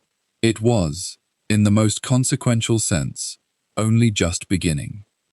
While the guns of Surigao Strait were still echoing across the dark water to the south, another Japanese force was moving in absolute silence. No searchlights swept the water ahead of them. No American destroyers raced in from the flanks. No aircraft circled overhead with their radars probing the darkness below. Kurita Takeo's center force, battered, reduced, but still carrying some of the most powerful surface warships afloat, was threading its way through the San Bernardino Strait, and not a single American command post knew it was happening. The opening that Halsey's northward charge had left in the American line was not merely theoretical, it was real, and a fleet was sailing through it. The San Bernardino Strait is a narrow passage between the islands of Luzon to the north and Samar to the south, a churning corridor of strong currents and treacherous shoals that connects the Sibuyan Sea to the Philippine Sea beyond. It is not a route a prudent admiral chooses to run at night without local pilots and detailed charts. But Kurita had neither the luxury of daylight nor the luxury of caution. His orders called for center force to pass through the strait, emerge on the eastern side of the Philippine archipelago before dawn, and descend on the American invasion anchorage at Leyte Gulf from the north. The plan had always been ambitious. What made it suddenly possible was the absence of everything that should have been waiting to stop it. Kurita had reversed course in the Sibuyan Sea earlier that same afternoon, turning his ships westward after the punishing American air attacks that had taken the Musashi from him. American aviators had watched his fleet withdraw and reported accordingly, and somewhere in the chain of interpretation and assumption, that westward turn had been read as retreat, as the center force abandoning the operation entirely. It was not. The reversal was a temporary measure, a way to pull his ships out of range while the air attacks subsided. When the aircraft stopped coming and the sky began to clear, Kurita turned east again. The fleet that American planners believed had been driven off was, in the deepest part of the night, bearing down once more toward its objective. The mood aboard the Japanese ships as they entered the strait was difficult to characterize from outside. These were men who had already survived a day of sustained aerial bombing. They had watched the Musashi die, that enormous ship, that floating symbol of imperial naval power, dragged beneath the surface by accumulated wounds, too many to survive. They had seen cruisers struck and crippled and left behind. They had watched their admiral pulled from the water when his flagship went under earlier in the passage through Palawan. The fleet that entered the San Bernardino Strait was not the fleet that had sortied from Linga Roads days before. It was smaller, quieter, and carrying the particular weight of men who have already paid heavily for the distance they have traveled. And yet there was something else moving through the fleet as well, something closer to disbelief at their own good fortune. Japanese officers scanning the darkness ahead and finding nothing found it almost incomprehensible. The Americans had known they were coming. The submarines had found them first. The aircraft had battered them all day. By every expectation, the eastern mouth of the San Bernardino Strait should have been a killing ground. Surface ships waiting in formation, destroyers ranging ahead, aircraft overhead with radar and bombs. Instead, there was water. Quiet water and stars and the faint luminescence of a light that had been left burning on one of the navigation points along the route. A light that by some inexplicable failure of American oversight had not been extinguished, and that now guided the Japanese fleet like a beacon through the darkness. That light has fascinated historians ever since. Whether it was an oversight, a malfunction, or simply an administrative detail that fell through the cracks of a command structure already straining under the weight of multiple simultaneous engagements, no authoritative explanation has ever fully closed the question. What is certain is that center force used it. Ships that might have felt their way cautiously through the strait, were instead guided with something approaching confidence. The passage that could have taken hours of careful maneuvering was completed with a speed that surprised even the officers directing it. By the hours before dawn, the leading elements of Kurita's fleet were approaching the eastern end of the strait, and the open waters of the Philippine Sea lay just ahead. What those officers saw as they emerged from the strait's eastern mouth was an ocean empty of enemies. The Third Fleet, Halsey's carriers and battleships and cruisers, the most powerful naval force the United States had ever assembled in the Pacific, was gone. It had been gone for hours, racing northward toward Ozawa's decoy carriers, and it had left nothing behind. No destroyer screen, no submarine patrol line, no picket vessels with radar and radios to give warning. The San Bernardino Strait had been the hinge point in the entire American defensive arrangement, the gap between Halsey's Third Fleet to the north and Kinkaid's Seventh Fleet to the south, and the hinge had swung open. Kurita's force emerged in a formation that still carried formidable striking power. The great battleships Yamato and Nagato remained, their massive guns untouched by the day's air attacks. Heavy cruisers held their positions in the formation. Destroyers ranged at the edges. The fleet was reduced from what it had been, but it was still, by any reasonable measure, a force capable of enormous destruction if it reached the vulnerable transports and supply ships crowded into Leyte Gulf. The invasion that MacArthur had waded ashore to lead, the hundreds of vessels that had carried more than 100,000 men to Leyte's beaches, lay less than 100 kilometers to the south. Between them and the Japanese guns were ships that no one had positioned there because no one believed they would be needed. Small escort carriers, destroyers, destroyer escorts, vessels whose entire purpose was to support the landings, not to fight a fleet action. The peculiar quality of Centreforce's passage through the San Bernardino Strait was not simply tactical, it was psychological. For hours, the Japanese fleet had operated with the expectation that catastrophe might arrive at any moment. The day in the Sibuyan Sea had conditioned every officer and sailor to the idea that American power was everywhere and relentless. To now move through the night and find nothing, to emerge from the other side of the islands and discover open water and sleeping vulnerability, must have produced something between profound relief and a kind of heightened, almost nervous readiness. They had been given a gift they had not expected.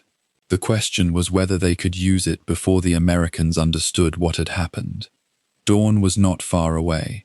Kurita knew that daylight would eventually bring American aircraft, that the surprise of the night could not protect him indefinitely. He also knew that somewhere to the south, the other Japanese forces, the southern force attempting to push through Surigao Strait, were supposed to be completing their own attack, creating a coordinated convergence on Leyte Gulf from two directions simultaneously. He had no reliable communications picture of what was happening with those forces. The battle to the south, the destruction that was consuming the southern force in Surigao Strait at that very moment, was invisible to him. He was operating on the assumption that the plan was unfolding as intended, that he was one arm of a coordinated strike. He was, in fact, moving alone into waters where no one expected him.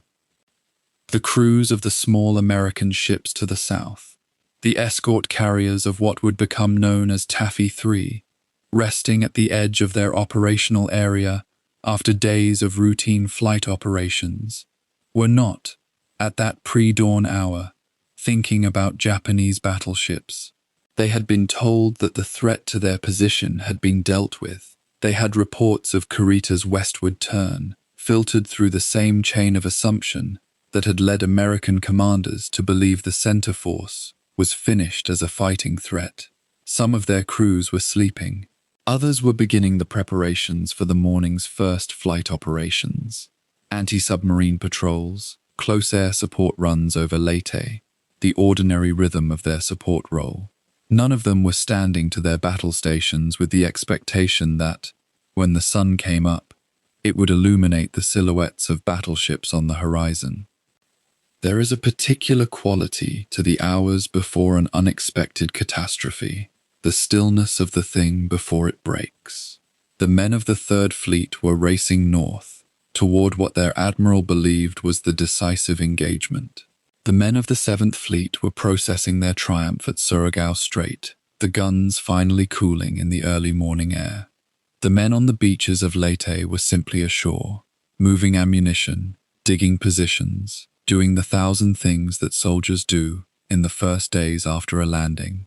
And somewhere in that web of movement and assumption and incomplete information, a Japanese fleet was surfacing out of the darkness, turning south, picking up speed, its gun barrels cold and its magazines full, bearing down on ships that would see it only when it was already too close to run from.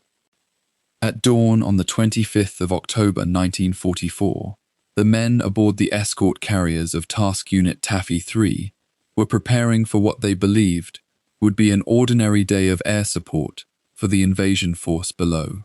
These were small ships, converted merchant hulls, never meant to be anything more than floating air platforms to provide close air support for ground troops and defend against Japanese air attack.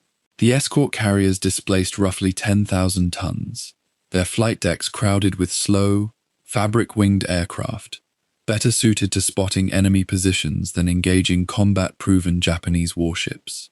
Below decks, sailors went about their routines, maintaining engines and ammunition, swabbing decks, drinking coffee, as the Philippine dawn broke grey and unremarkable across the water. The destroyers and destroyer escorts that screened them were younger ships, commanded by officers only recently promoted, crewed by men whose average age was barely older than 20. No one aboard these vessels, not the captains, not the admirals ashore, not the men in the engine rooms, understood that they were about to face one of the most unequal contests in naval warfare. They did not know that Kurita's center force, the powerful battleship and cruiser formation that had disappeared into the rain squalls of the Sibuyan Sea, had slipped through the San Bernardino Strait in darkness, while Halsey's fleet raced north toward an empty victory. The first sign of the catastrophe came not as alarm but as confusion. Radar operators aboard the escort carrier Fanshawe Bay detected a large formation of ships approaching from the northwest, but the blips on their screens seemed impossible. The formation was far too large, far too heavily composed of capital ships, to belong to any Japanese fleet expected in this sector. One officer aboard the Fanshawe Bay actually assumed the radar was malfunctioning. Surely these contacts could not be real. Then, in the gathering light, the Japanese fleet became visible to the naked eye. Battleships, heavy cruisers, the silhouettes rising above the horizon were unmistakable, each one representing more firepower than the entire task unit Taffy 3 could muster. The Japanese were fewer than 20,000 meters away and closing. The American ships were caught in the worst possible position, between the invasion fleet they were meant to protect and a Japanese force that had materialized where no Japanese force should have been. Within minutes, the entire command structure of Taffy 3 understood with sickening clarity that they were facing Kurita's center force. More than 100,000 tons of Japanese naval superiority bearing down on them with murderous intent. There was no time for reinforcements, no time to withdraw, no escape route that did not expose the invasion fleet to attack. Rear Admiral Clifton Sprague, the commander of Taffy 3, made a decision that would define the next few hours and secure his place in naval history. Rather than scatter or attempt to retreat, Sprague ordered his ships into a seemingly insane maneuver. He ordered them to turn and attack directly into the advancing Japanese formation. To any observer with even passing knowledge of naval warfare, the order appeared to be a death sentence. The escort carriers could not survive a gunfight with battleships. they would be sunk in minutes by the overwhelming firepower arrayed against them. The destroyers and destroyer escorts were swift but lightly armed, built to hunt submarines and provide anti-aircraft protection, not to engage heavy warships. Yet Sprague understood something crucial. His only chance, his only hope, lay in aggressive action that might disrupt the Japanese attack long enough for either Kinkaid's battleships to arrive from the south, or for American aircraft to strike the Japanese fleet from the air. Inaction meant certain destruction on American terms. Attack meant at least the possibility of throwing the enemy off balance, of creating chaos where the Japanese had expected an easy victory. Within seconds of Sprague's order, the destroyers USS Howell, USS Harriman, and USS Johnston received their commands and wheeled toward the Japanese formation at full speed, their crews understanding perfectly that they were being sent into action from which they might not return. The attack began with a smokescreen. The escort carriers and destroyer escorts turned into the wind and began laying a thick curtain of smoke across the water, transforming themselves into ghosts on the radar screens, obscuring the slow, vulnerable flat decks from Japanese gunnery. Simultaneously, the three destroyers accelerated toward the battleships and cruisers, their engines screaming in protest, their crews braced for impacts that everyone knew would come. The Japanese responded with immediate, contemptuous firepower. The battleship Yamato, largest and most powerful of the Japanese dreadnoughts, opened fire with her 18-inch main guns, shells the size of refrigerators arcing toward the charging American destroyers.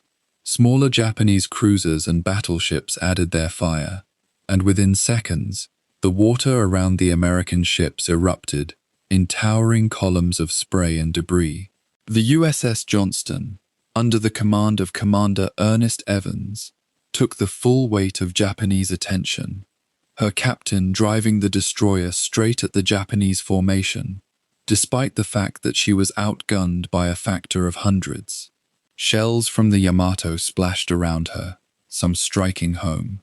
The USS Howell and USS Harriman, not yet fully committed to the attack, held their positions, using their superior maneuverability to weave through the Japanese fire, while their own guns opened up with what would be absolutely futile but profoundly necessary defiance. What followed was an extraordinary exhibition of what small warships could accomplish through courage and aggression when victory was mathematically impossible.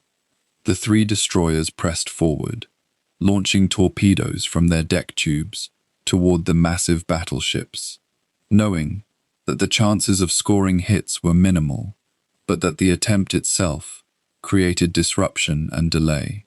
The Japanese battle line, expecting an easy slaughter, found itself forced to maneuver to avoid torpedoes, to change course, to lose coordination in a way that threw off the precision of their gunnery.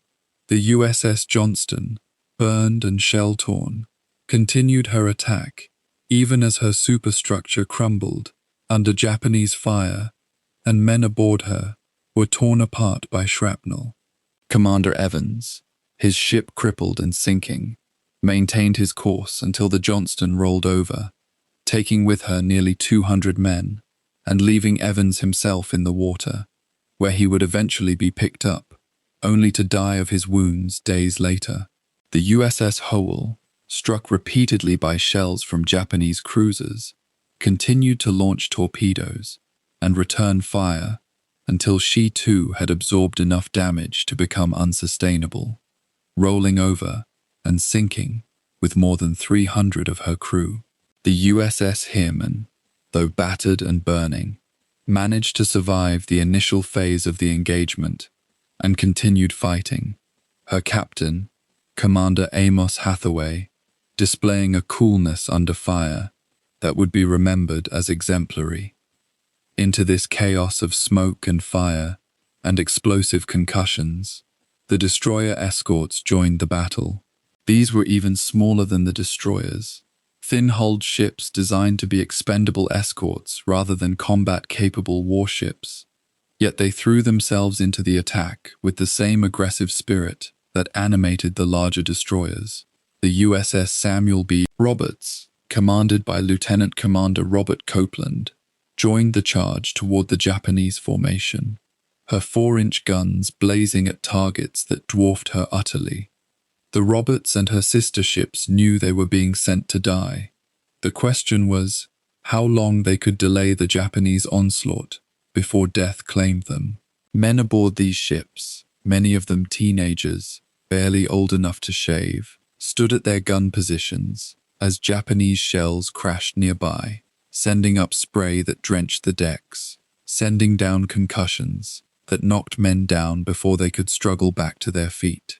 The coordination among the American ships became almost miraculous in its execution. The larger destroyers would make their attack runs, while the escort carriers and destroyer escorts maneuvered to stay ahead of the Japanese formation, their smoke screens growing thicker, their frantic aircraft launching from their pitching flight decks, even as Japanese shells landed closer and closer to the vulnerable flat decks. The psychological aspect of the American attack cannot be understated.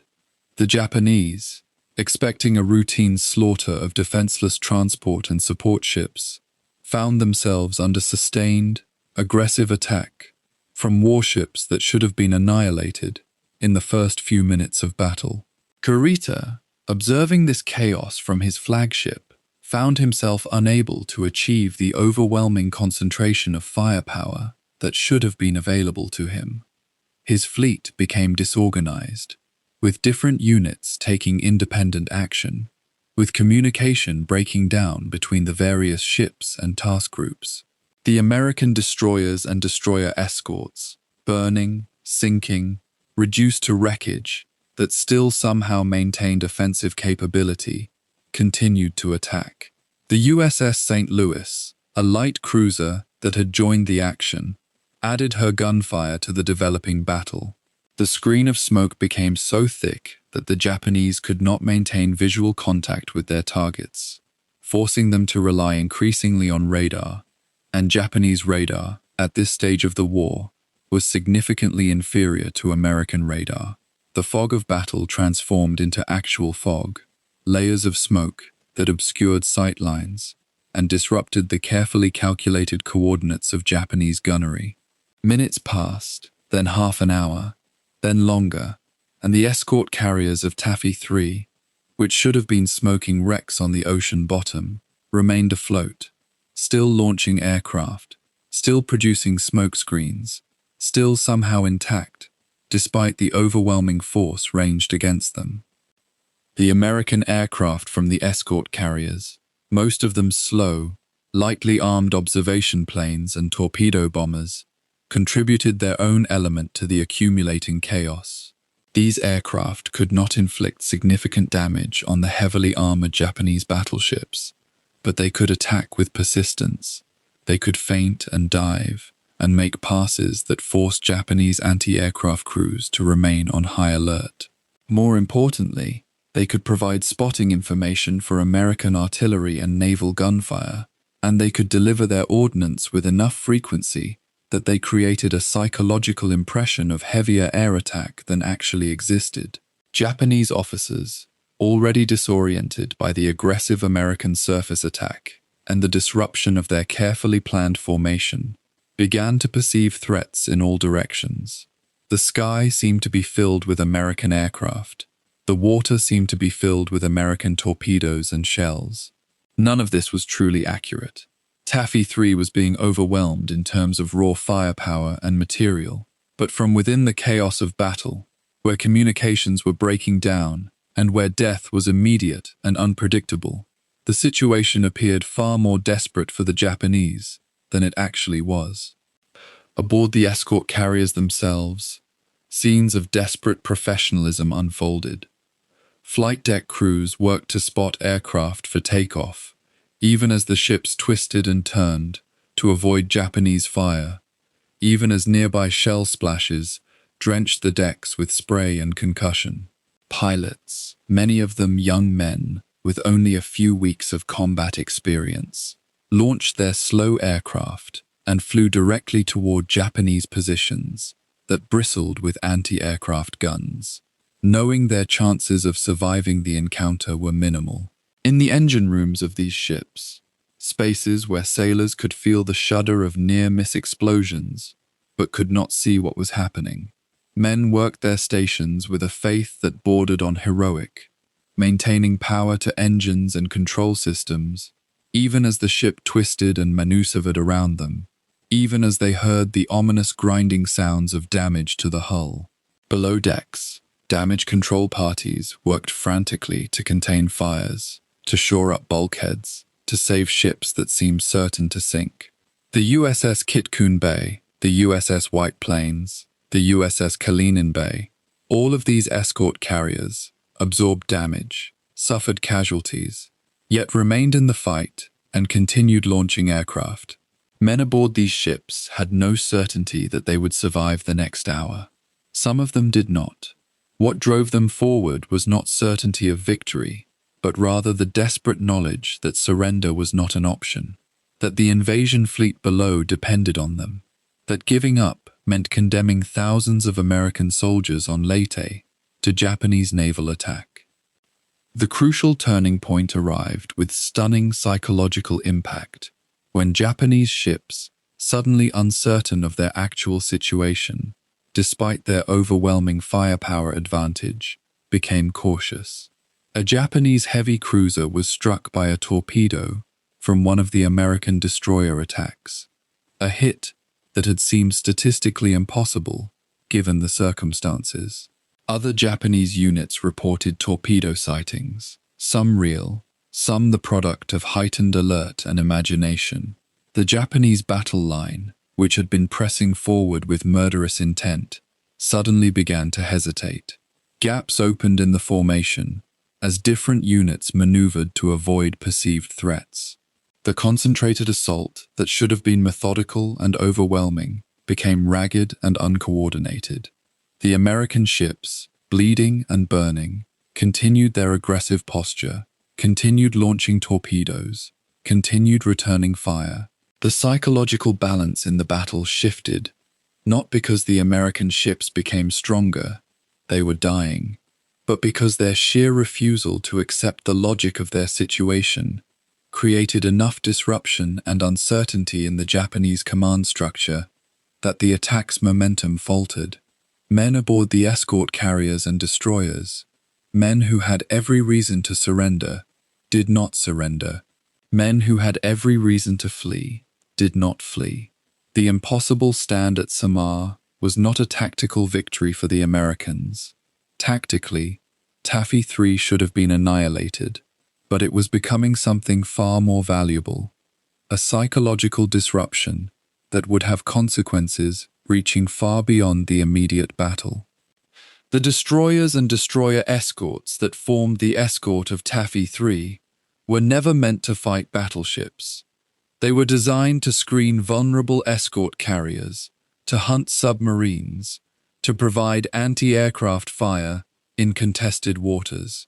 They carried 5-inch guns, weapons designed to pierce the armor of smaller vessels, not to penetrate the iron sides of capital ships built to absorb punishment from enemies many times more powerful. When the gun flashes erupted across the horizon at dawn on the 25th of October, when the mastheads of Kurita's battleships rose above the horizon like mountains emerging from the sea, the commanders of these small ships understood with absolute clarity that they were about to engage in something for which they had no adequate answer. Yet they did not hesitate. They did not attempt to flee. Instead, they turned directly toward the enemy and accelerated to their maximum speed, determined to buy time for the escort carriers to escape and to disrupt the Japanese formations with every weapon they possessed. The destroyer escort USS Johnston, commanded by Commander Ernest Evans, was the first American surface ship to deliberately close with Kurita's fleet. Johnston was a small ship, barely 3,000 tons, with a crew of around 215 men, and she mounted only 5 5-inch guns and some lighter armament. When Evans received the report of the approaching Japanese fleet, he did not wait for orders or confirmation. He turned his ship toward the enemy and opened fire, launching his 6 torpedoes at a range where they would have almost no chance of hitting a target as large and well protected as a Japanese battleship, yet he launched them anyway.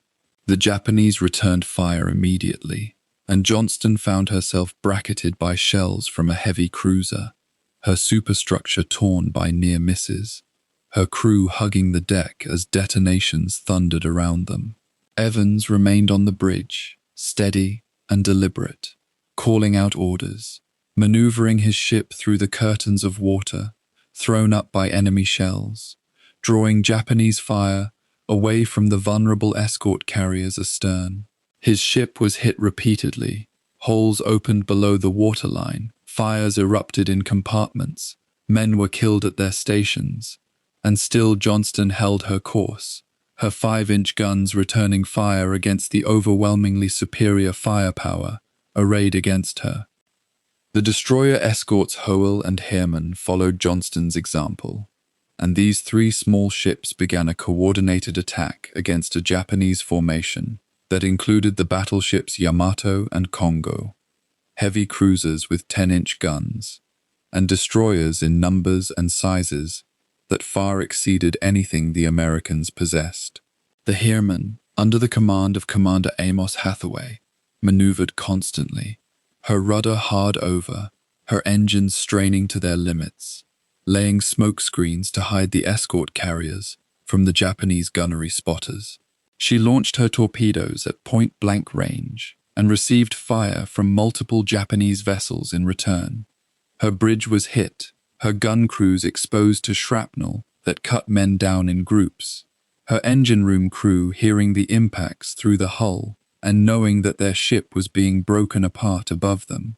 And yet the Heermann kept moving, kept fighting, kept drawing enemy fire and laying smoke, buying seconds that meant the difference between the escort carriers being caught in the open or having a chance to maneuver and employ their own defenses. The Howell, similarly, charged into the maelstrom, her commanding officer aware that his ship was outgunned by factors of 10 or more, accepting this with the grim knowledge that acceptance was the only option available. As the initial phase of the attack developed, the American destroyers and destroyer escorts coordinated their assaults with a precision and courage that began to have psychological effects on the Japanese commanders. Kurita and his officers were accustomed to overwhelming numerically superior forces with superior firepower. This was the doctrine that had built their fleet and won them victories across the Pacific. What they were not accustomed to was enemies who refused to behave rationally according to that doctrine, who charged directly at battleships with insufficient firepower, who seemed willing to be sunk rather than yield or withdraw.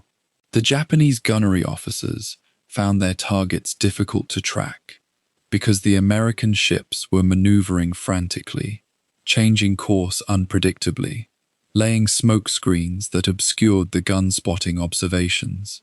The Japanese torpedoes, fast and powerful, missed ships that should not have been able to evade them, because those ships were moving in ways the calculations assumed they would not move. The destroyer escort Samuel B. Roberts, a small ship of barely 1,400 tons, with a crew of around 190 men, pressed an attack on the Japanese heavy cruiser Chokai that would become one of the most celebrated acts of aggression by a smaller ship against a larger one in the entire history of naval warfare. Under the command of Lieutenant Commander Robert Copeland, the Roberts accelerated to her maximum speed, her small 5-inch guns blazing away at a Japanese cruiser that outweighed her by many times and could have destroyed her in seconds with a single properly placed salvo. The Roberts launched her torpedoes and continued directly toward the Chokai, guns firing, smoke rising from her decks, where fires had been started by enemy shells. The sheer audacity of this attack, a 1,000-ton ship deliberately charging a 10,000-ton heavy cruiser, appeared to stun the Japanese crew. The Chokai took hits from the Roberts' attacks and the coordinated assaults of other small American ships, and she eventually broke off the action and withdrew, damaged and uncertain in the face of enemies who refused to follow predictable patterns of behavior. The Roberts herself did not survive the day, but her crew and her commanding officer had proven something profound. That firepower alone did not determine the outcome of naval combat. That courage and coordinated action could affect the calculations of even the most overwhelming force.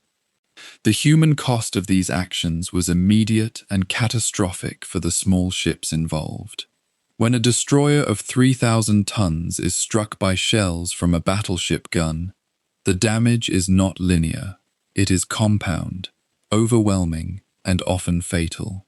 The Johnston, having absorbed tremendous punishment in her initial assault, eventually began to sink. Commander Evans, standing on the bridge of his dying ship, calmly ordered the abandonment and entered the water with his crew. Some of his men would survive, many would not. They were left in the water among the debris of their vessel, aware that Japanese ships were still in the area, aware that there were sharks in these waters, aware that rescue, if it came at all, would come only after the battle had moved on and there was time to look for survivors. The Hoel also sank, her crew finding themselves in the same terrible circumstances, abandoned in waters far from the nearest friendly force, watching the battle continue around them as Japanese ships passed by, unsure whether they would be saved or whether they would spend their final hours in the water among their shipmates. The Roberts, too, eventually found the accumulated damage too severe to sustain, and she began to sink. Her crew, like the men from Johnston and Hoel, discovered that the end of their ship did not mean the end of their test. It meant a different phase of suffering and endurance. But the actions of these 3 destroyers and their companions were having effects that extended far beyond the loss of individual ships. Each attack, each coordinated assault by multiple small ships coming at the Japanese fleet from different angles created a situation of apparent complexity and confusion among the Japanese commanders. Kurita, receiving reports of attacks from all sides, of ships that should not have been there, of coordinated torpedo attacks coming from vessels that should have been running, began to doubt his situational awareness. The cruisers and destroyers with his fleet responded to the American attacks with intensity and volume of fire that consumed ammunition and created their own confusion in the smoke and spray of combat. The battleships, designed to fight other battleships in a formal line of battle, found themselves in a chaotic close-range action where their greatest advantages, their thick armor and massive guns, became difficult to bring to bear effectively because the targets were too close and moving too erratically. Each time a small American ship charged into the Japanese formation, each time a destroyer launched torpedoes from a range where they should not have had any chance of success, each time a destroyer escort maneuvered violently to avoid enemy fire and laid smoke to protect the escort carriers, the Japanese fleet's coherence diminished. The escort carriers themselves, the slow, vulnerable flat tops that were the true target of Kurita's offensive, were not idle during these exchanges. They launched their own aircraft, mostly slow anti-submarine planes, and fighters that had never been designed for fleet combat. These aircraft had minimal defensive armament, but they were flown by pilots who understood that they were part of a coordinated effort to disrupt the Japanese attack and buy time for the invasion fleet and for reinforcement to arrive. They orbited above the Japanese fleet, attacking with whatever weapons they possessed, and their very presence forced Kurita's ships to maintain some degree of air defense posture, further complicating the coordination of his surface attack. The combination of the destroyer and destroyer escort assaults, the aircraft attacks, and the desperate maneuvering of the escort carriers themselves created a situation of apparent chaos to the Japanese commanders, who were attempting to execute a precise, coordinated offensive plan. The communication difficulties that plagued both fleets throughout the battle were particularly acute during the action off Samar. Kurita's ships, spread across a wide area and operating in conditions of reduced visibility and heavy smoke, found it difficult to maintain formation and to coordinate their attacks effectively. The American destroyer and destroyer escort commanders, by contrast, operated with a clarity of purpose that transcended formal communication. They understood that their role was to charge, to attack, to press the Japanese as hard as possible, with whatever means available, and to do so with the sole objective of buying time.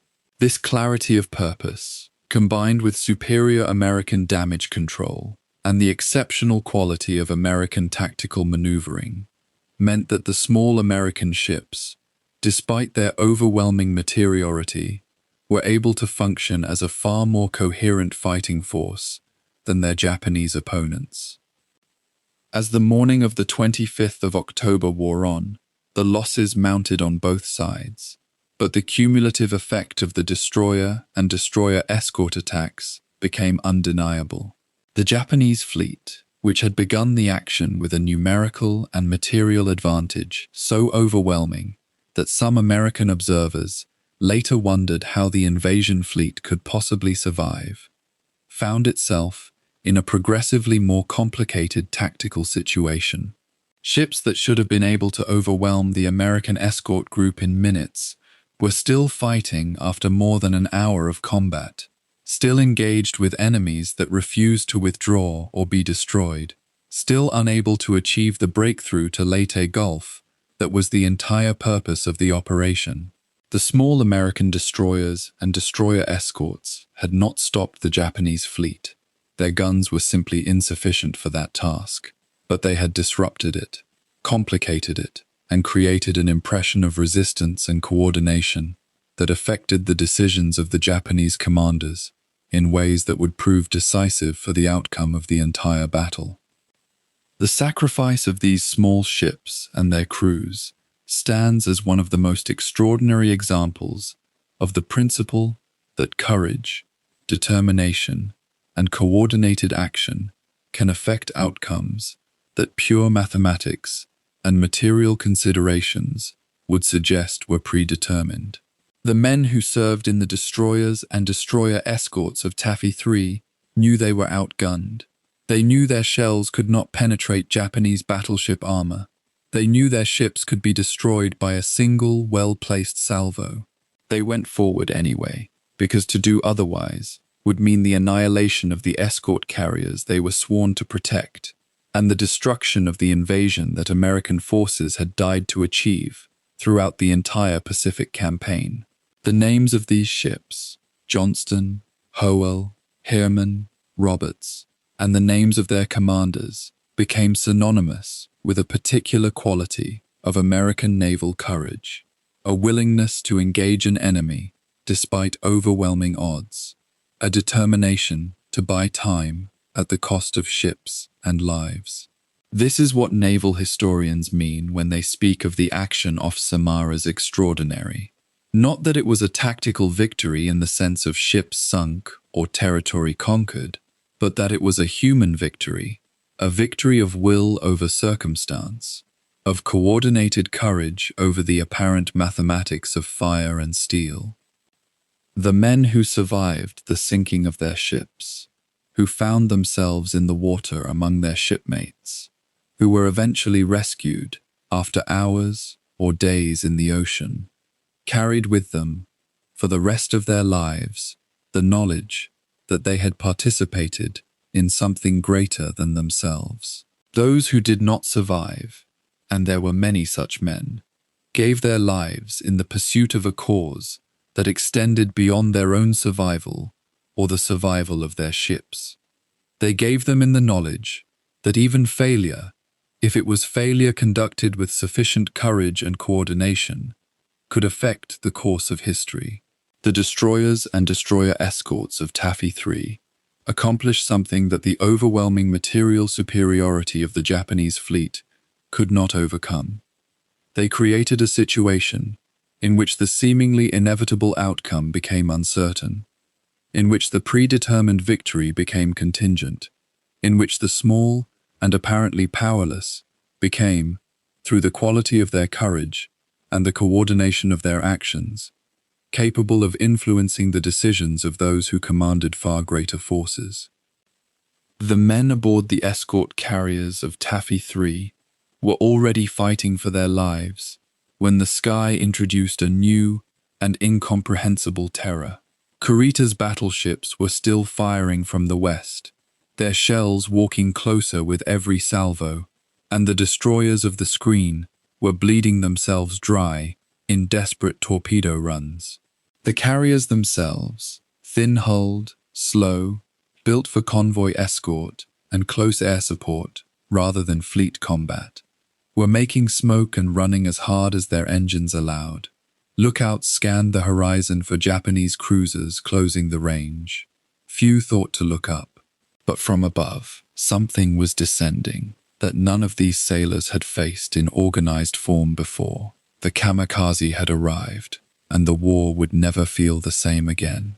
The origins of the program trace back further than the battle itself. By the autumn of 1944, Japanese naval aviation had been gutted. The great carrier battles of the Coral Sea, Midway, the Philippine Sea, each one had carved away trained pilots and experienced aircrew in numbers the Empire's training system could not replace. What Japan had left, in growing measure, were aircraft that could no longer guarantee hitting a warship through conventional means, and pilots who lacked the hours and experience to press those attacks home and survive. In that cruel arithmetic, some within the Naval Command had arrived at a conclusion that was equal parts tactical desperation and cultural rationalization, that a pilot willing to die with his aircraft and aim it directly at a ship was, in that moment, more effective than any bomb a living pilot might release from altitude. Vice Admiral Takejiro Onishi, one of the architects of the formal program, understood that he was not simply creating a weapons system. He was asking young men to become the weapon itself. The word chosen for this was not chosen carelessly. Kamikaze, divine wind, reached back centuries, to the storms that had twice scattered Mongol invasion fleets before they could reach Japan's shores. It was a name that placed these pilots inside a historical and spiritual current, far larger than any individual life, and that framing was deliberate. The young men who volunteered, and the documentary record makes clear that volunteering was not always as unambiguous as official accounts later claimed, were offered the consolation of purpose, that their deaths would not be ordinary, that they would matter, that they would change the course of a war that was, though few would say it aloud, already going badly. Some embraced this, with what appears in surviving letters and diaries to be genuine conviction. Others faced it with a quieter, more complicated internal landscape that words written in the hours before death can only partially illuminate. The attacks at Leyte Gulf were among the earliest coordinated kamikaze operations, and they struck at the worst possible moment for the Americans, already under fire at Samar. The first wave came in low, using cloud cover and the general chaos of the surface battle to mask their approach. Pilots flying conventional aircraft had been trained to release ordnance and pull away. Every instinct in conventional aviation pointed toward survival, toward the continuation of the pilot beyond the moment of attack. These pilots flew through that instinct deliberately and without deviation. When the first aircraft came down out of the overcast, and aimed itself at an escort carrier's flight deck. The men watching it could not immediately process what they were seeing. It looked, for just a moment, like a damaged aircraft losing control. It was not. The escort carrier Saint-Lô, a ship that had been launched only the year before, absorbed the full impact of a kamikaze strike that penetrated her flight deck and detonated among the aircraft and ordnance stored below. The explosions that followed were not the result of a single bomb. They were a cascading failure of everything a carrier deck holds: fuel, armed aircraft, stored munitions, all of it catching and amplifying in chain reaction. The ship burned and broke apart within roughly 30 minutes, taking a significant portion of her crew with her. She was the first American warship to be sunk by a kamikaze attack, and the men who watched her go down from neighboring vessels understood, with cold certainty, that this was not a weapon that would disappear after one use. The Saint-Lô was a warning written in fire and smoke across the Philippine Sea. Other escort carriers of Taffy 3 were struck that morning as well, though not all with the same catastrophic result. The geometry of a kamikaze strike was viciously unpredictable. A plane aimed at a flight deck might be deflected by gunfire at the last instant, striking a less critical part of the hull, or it might come in perfectly and find the most destructive point of contact, as though guided by terrible precision. Anti-aircraft crews worked their guns to the absolute limit of human endurance, and they did bring aircraft down, not enough. On ships already damaged, already listing, already managing wounded men and flooding compartments, while simultaneously launching aircraft to attack Kurita's surface force.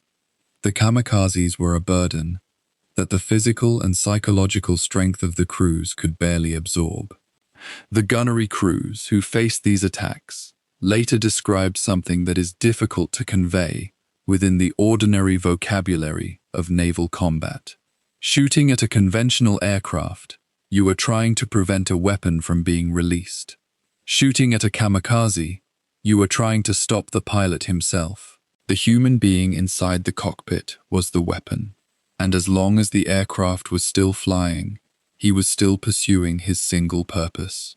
Crews reported firing continuously at planes that were on fire, trailing smoke, already clearly doomed by any conventional standard, and still coming. The pilot inside was already dead in every practical sense, and had chosen to remain on course. Anti-aircraft directors calculated solutions against aircraft behaving as guided projectiles, because that is precisely what they were.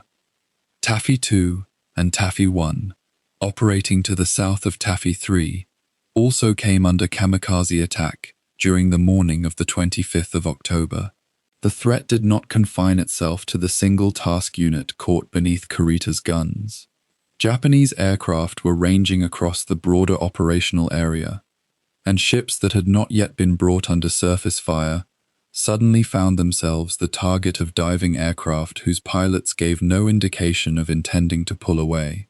Damage was inflicted across multiple vessels, and the coordination required to defend against surface attack, manage aircraft operations, and simultaneously protect against aerial suicide strikes pushed American damage control parties and command teams into a kind of sustained crisis management that the pre-battle training had not fully imagined.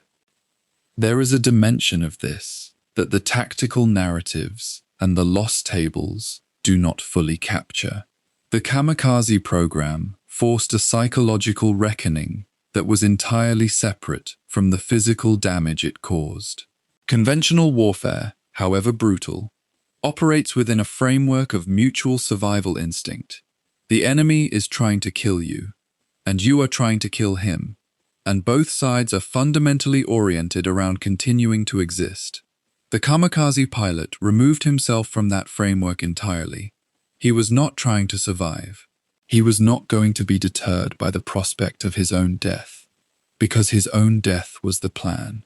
For the sailors and officers trying to understand enemy intent and predict enemy behavior, This was profoundly disorienting in a way that accumulated over hours and days into something deeper than fear. The young men who flew these missions occupied their final hours in ways that varied enormously according to character and circumstance. Some left letters of extraordinary composure and affection. Some wrote of believing that their sacrifice would protect their families, their nation, the people they loved. Some accounts suggest that the gap between the solemn rituals that surrounded their departure, the ceremony, the sake cup, the white headbands, and the actual moment of climbing into an aircraft and pointing it at a ship, was a gap each pilot crossed alone, in whatever way his own mind and spirit permitted. The program produced genuine volunteers. It also produced young men for whom the social and institutional pressure to volunteer was effectively indistinguishable from a direct order, and the historical record bears both truths simultaneously. The impact on American command thinking was immediate and lasting. Reports of organized suicide attacks reached fleet commanders within hours, and the information carried a specific kind of weight. This was not an anomaly or an accident, but a deliberate operational method. It would need to be planned for, defended against, incorporated into every calculation about the conduct of the remaining campaign. Admiral Kincaid's staff, already managing the chaos of Taffy 3's survival and the reports coming in from Surigao Strait, now had to integrate the reality that the air threat over the invasion fleet had fundamentally changed in character. The Philippines campaign had just become more costly in ways that could not yet be fully measured. By midday, on the 25th of October, Taffy 3 was still afloat, battered and grieving, but functionally intact as a fighting unit, a fact that continues to astonish those who study the morning's mathematics carefully. The kamikazes had added a layer of destruction to an already desperate fight, without quite delivering the killing blow that Kurita's guns and the suicide pilots together might have managed under different conditions. The Saint-Lô was gone. Other ships bore wounds they would carry for months. The men who survived were changed by the experience, in ways that would not fully emerge until long after the battle, long after the war, when the distance of years allowed certain things to be spoken aloud. They had fought off something not quite like anything that had come before, and they knew it. The war from that morning forward would carry the mark of what had descended from that sky. He had come so far, through the Palawan Passage, where submarines had torn open his formation and sunk his flagship beneath him, through the Sibuyan Sea, where American aircraft had spent the better part of a day trying to kill him and had come agonizingly close, dragging the Musashi under before his eyes, through the San Bernardino Strait in the dead of night, threading his fleet through dark water that no American ship or aircraft had troubled to watch. And now, in the pale grey light off the coast of Samar, Vice Admiral Takeo Kurita had achieved something that should have been impossible. He had brought his battleships and heavy cruisers out onto the eastern side of the Philippine Islands, directly above Leyte Gulf, with no meaningful force standing between him and the American invasion fleet. The prize that the architects of Shogo had designed this entire operation to reach was almost within his grasp. He needed only to press south, push through whatever stood in his way, and fall upon the transports and supply ships that were still crowding the Gulf. The war had given him one extraordinary chance.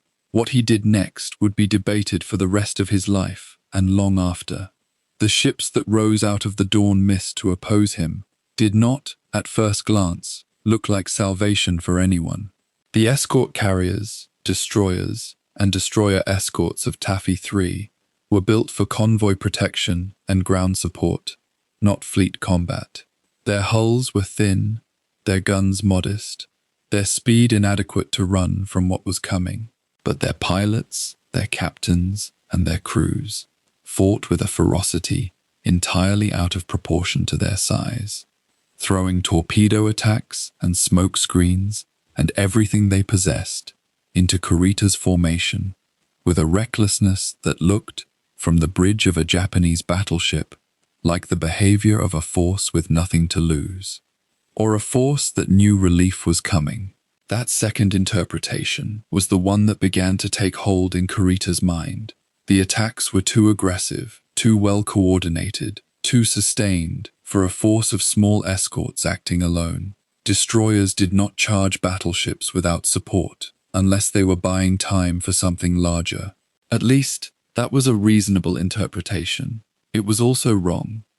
Kurita had been cut off from reliable intelligence since the battle began.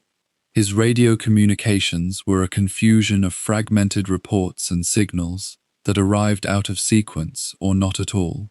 He did not know that Halsey had gone north with every capital ship in the Third Fleet. He did not know that the waters south of him held nothing more threatening than the remnants of Kincaid's Seventh Fleet, already battered from the fight at Surigao Strait. He had not received clear confirmation that the southern force, the prong of Shogo that was supposed to push up through Surigao and link with him, had been virtually annihilated in the early hours of the morning. Each piece of information he was missing would have painted a picture of an enemy far more vulnerable than the one his instincts were describing to him. But the picture he had was incomplete, filtered through static and silence, and the battle off Samar was filling in the gaps with false data. There was also the matter of what the day had already cost him. Kurita was not a reckless man, and recklessness was not what had brought him this far. He was methodical, experienced, and not given to self-delusion about the condition of his fleet. His ships had been under air attack almost continuously for 24 hours. His heavy cruisers had taken punishment during the night passage and during the Sibuyan Sea battle. He had lost vessels he could not replace. The men aboard his surviving ships were exhausted in the particular way that comes not just from lack of sleep, but from sustained fear and violence, from watching sister ships disappear, and from knowing that the aircraft could return at any moment. Kurita was commanding a fleet that had given nearly everything it had just to reach this position, and now, as Taffy 3's destroyers came at him through the smoke, he was making calculations about what pressing forward would cost against what it would gain. By mid-morning, Kurita called his scattered forces together and reversed course. The order to disengage was given. His cruisers, which had been pressing the pursuit of the fleeing escort carriers, were recalled. His battleships turned away from Leyte Gulf. The center force, which had fought its way across half the Philippine Sea to reach this moment, began heading back toward the San Bernardino Strait. For the American sailors of Taffy 3, who had spent the last 2 hours certain they were about to die, the Japanese withdrawal was almost incomprehensible. Kurita had been winning. He had been, in any objective assessment of the material situation, winning. And then he stopped. The debate over why he stopped is one of the most genuinely unresolved arguments in the history of naval warfare.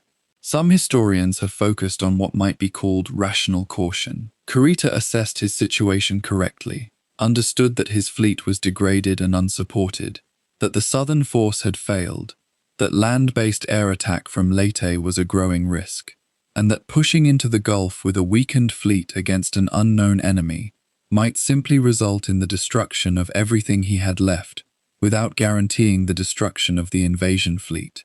On this reading, Kurita was not wrong so much as operating on incomplete and misleading information that made withdrawal look like the least catastrophic option.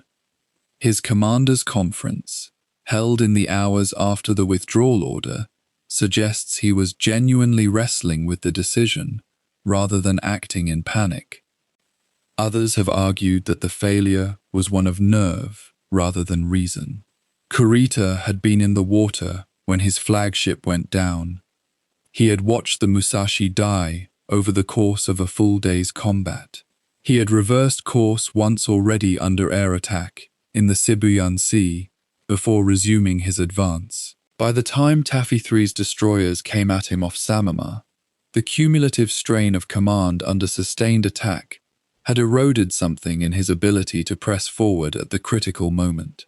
The warriors of his force had done the extraordinary, and at the threshold of what they had come to do, the man responsible for giving the final order could not bring himself to give it. This reading is harsher, but it is not unfair. War demands that commanders make decisions at moments when all available information argues for caution, and the commanders who turn battles are often those who act anyway. There is a third interpretation that sits somewhere between the two, and it may be the most honest. Kurita was a competent admiral who had been placed in an almost structurally impossible situation. Shogo had depended on coordination between multiple forces that never achieved anything approaching real synchronization. The Southern Forces' destruction removed the pressure that was supposed to pin American attention at Surigao while he descended from the north. Ozawa's decoy mission had worked. Halsey was gone, but Kurita didn't know that and couldn't act on it. He was fighting the battle he could see, not the battle that was actually there, and the battle he could see looked like one where American carrier aviation, which had already done terrible things to his fleet over the previous day, was waiting to strike him the moment he committed to the Gulf. His intelligence picture made retreat look defensible. Only knowing what we know now makes it look like one of the war's defining missed opportunities. What is not in dispute is what the withdrawal meant in concrete terms. The transports and supply ships in Leyte Gulf survived. The soldiers and supplies already ashore continued to receive support. MacArthur's foothold in the Philippines remained intact. If Kurita had pressed through to the Gulf and destroyed what was there, and there is genuine historical argument about whether he could have done it even if he had tried, the consequences for the American campaign would have been severe. Not war-ending, perhaps. American industrial capacity and manpower would eventually have made good whatever was lost. But the delay, the disruption, the lives, all of it would have been real and significant. Instead, the transports lived, and Kurita's fleet turned north and then west, bleeding as it went. The withdrawal itself was not clean. As Kurita's forces headed back toward the San Bernardino Strait, American aircraft found them again and pressed attacks through the daylight hours. More ships were damaged. The journey that had cost so much to complete was now being retraced under the same hostile sky. The men aboard those vessels, who had endured so much and come so close, now faced the long passage home, knowing that the mission had not been accomplished, that the sacrifice demanded of them had purchased nothing decisive. There is something particular in that kind of exhaustion, the kind that follows a great effort that ends not in triumph or honorable defeat, but in ambiguity, in a decision made somewhere above you that you will never fully understand. Kurita would survive the war and live to face the inevitable question, why did you turn back?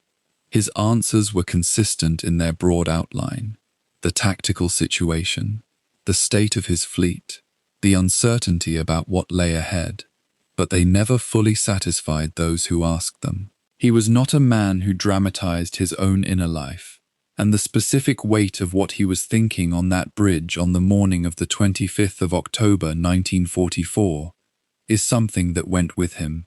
What history was left with was the act itself. The turn away, the order to withdraw, the dispersal of a fleet that had run the full gauntlet of American air and sea power to arrive at a moment that would not come again. The Imperial Japanese Navy had one chance to break the Philippine invasion at sea. That chance existed, briefly, in the waters off Samar, and then it was gone. What Kurita's withdrawal did not end was the battle itself. To the north, Halsey's fleet was destroying Ozawa's sacrificial carriers off Cape Engaño. The bait had worked precisely as intended, which only deepened the tragedy of what had not followed. In the waters around Samar, the kamikazes were still finding their targets, and in the radio rooms of ships across the Philippine Sea, Desperate signals were crossing and recrossing as American commanders tried to understand where everyone was and what had happened. The largest naval battle in history was entering its final hours, and it would end not with a single decisive stroke, but with a series of withdrawals, recriminations, and unanswered questions that would take decades to even partially resolve. While Kurita's center force was passing through the San Bernardino Strait into a gulf that seemed suddenly empty of American warships, Admiral William Halsey was racing northward at full throttle toward what he believed was the primary threat to his fleet and to the American invasion. The bait had worked with devastating simplicity.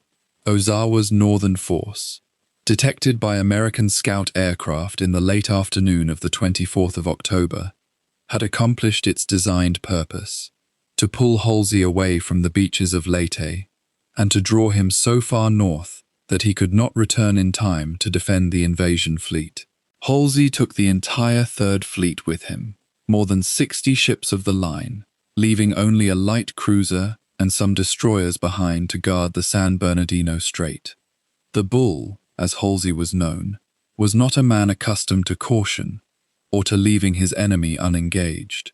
The moment the Japanese carriers were reported, his fleet wheeled northward like a predator, catching the scent of blood in the water, and by dawn, on the 25th of October, Halsey's carrier groups had established contact with Ozawa's formation off Cape Engaño, a promontory at the northern tip of Luzon. The trap that had been set was about to spring, but not on the Japanese, on their own side. Ozawa's northern force was what remained of Japan's carrier arm after 3 years of grinding attrition across the Pacific. He commanded 4 carriers, the Zuikaku, the Chitose, the Chiyoda, and the Zuiho, formidable names from the roll of Japanese naval honor, ships that had fought at Coral Sea and Midway, and across countless engagements in the Philippine Sea, but the ships were nearly hollow. The 4 carriers, combined, could muster barely 100 aircraft, and many of those were being flown by pilots who had undergone minimal training. The experienced aircrew of the Japanese Navy had been burned away like paper in the furnace of American air superiority. Ozawa knew this. Every senior officer in the Japanese Navy knew this. The carrier force that appeared on American radar screens was itself a kind of ghost, a shell of what it once had been, and it had been sent north, not to fight, but to die, to be seen dying, so that Halsey would become fixated on its destruction, while the real threat came from another direction. Ozawa had accepted this mission with a kind of quiet stoicism, the dignity of a samurai walking toward his own funeral. He was not coming north to win. He was coming north to lose, visibly, loudly, and uselessly, to make his defeat the only thing that mattered to the American admiral until it was too late to matter. As the sun came up on the 25th, Halsey's carrier aircraft began to arrive over the Japanese formation in waves. Yorktown's air group struck first, followed by aircraft from Essex and the other fleet carriers under Halsey's command. The Japanese ships began to maneuver, began to fight back, but there was no escaping what was coming.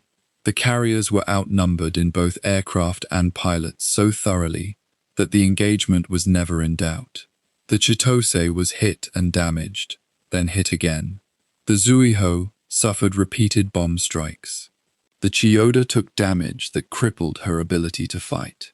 The battle ground on through the morning and into the afternoon, a slow, methodical destruction that was almost clinical in its precision. American pilots, flying modern aircraft with superior training and superior numbers, pressed home their attacks again and again. The Japanese anti-aircraft fire was determined, but increasingly desperate, throwing streams of shells into the sky that hit very little and changed nothing. By mid-afternoon on the 25th of October, All 4 of Ozawa's carriers had been sunk or were fatally crippled and would not survive the night. The destruction of a fleet that was already almost empty was now complete. Halsey himself was not present at the battle off Cape Engaño. He remained aboard his flagship, the battleship Missouri, and the destruction of the Japanese carriers was happening dozens of miles away, visible only through radio reports and radar imagery. For Halsey, the annihilation of Ozawa's force was a victory, complete and unambiguous. The American Navy had found a Japanese carrier fleet and destroyed it.